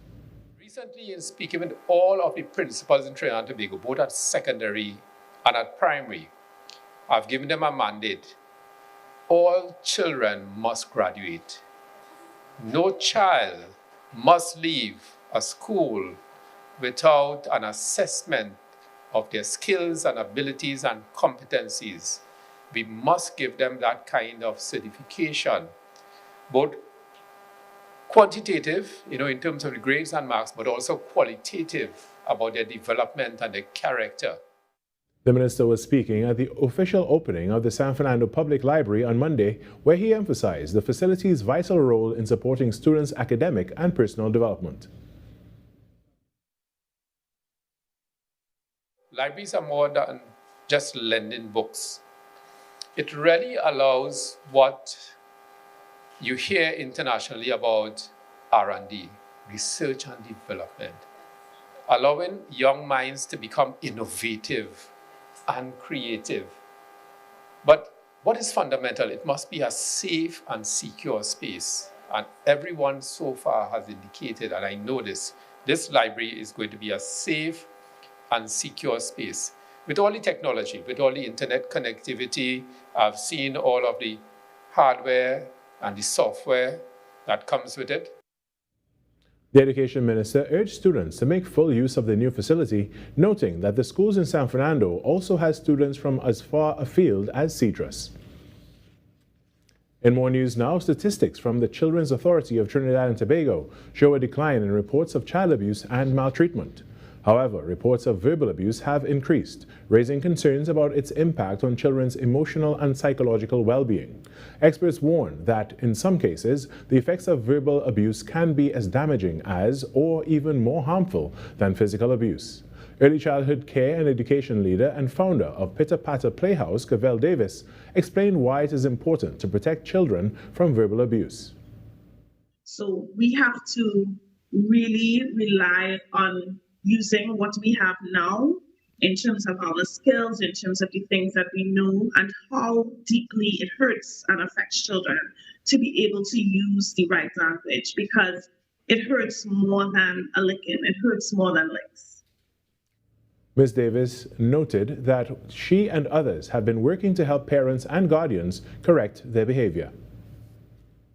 We at the collective, that is our focus. Our focus is on really getting it right and equipping parents and teachers with knowledge, and anybody who's in close proximity to children with that knowledge to do the right things, say the right things, and equip parents with the right information.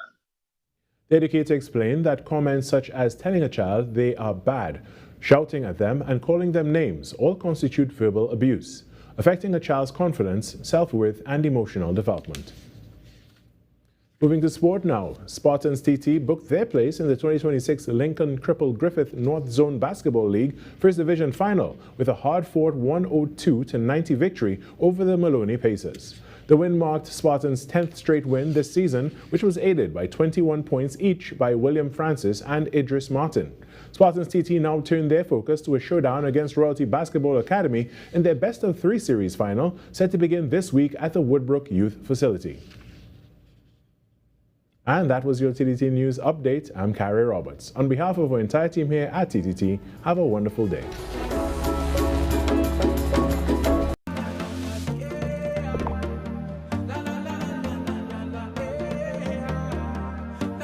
This is TTT. Live for local.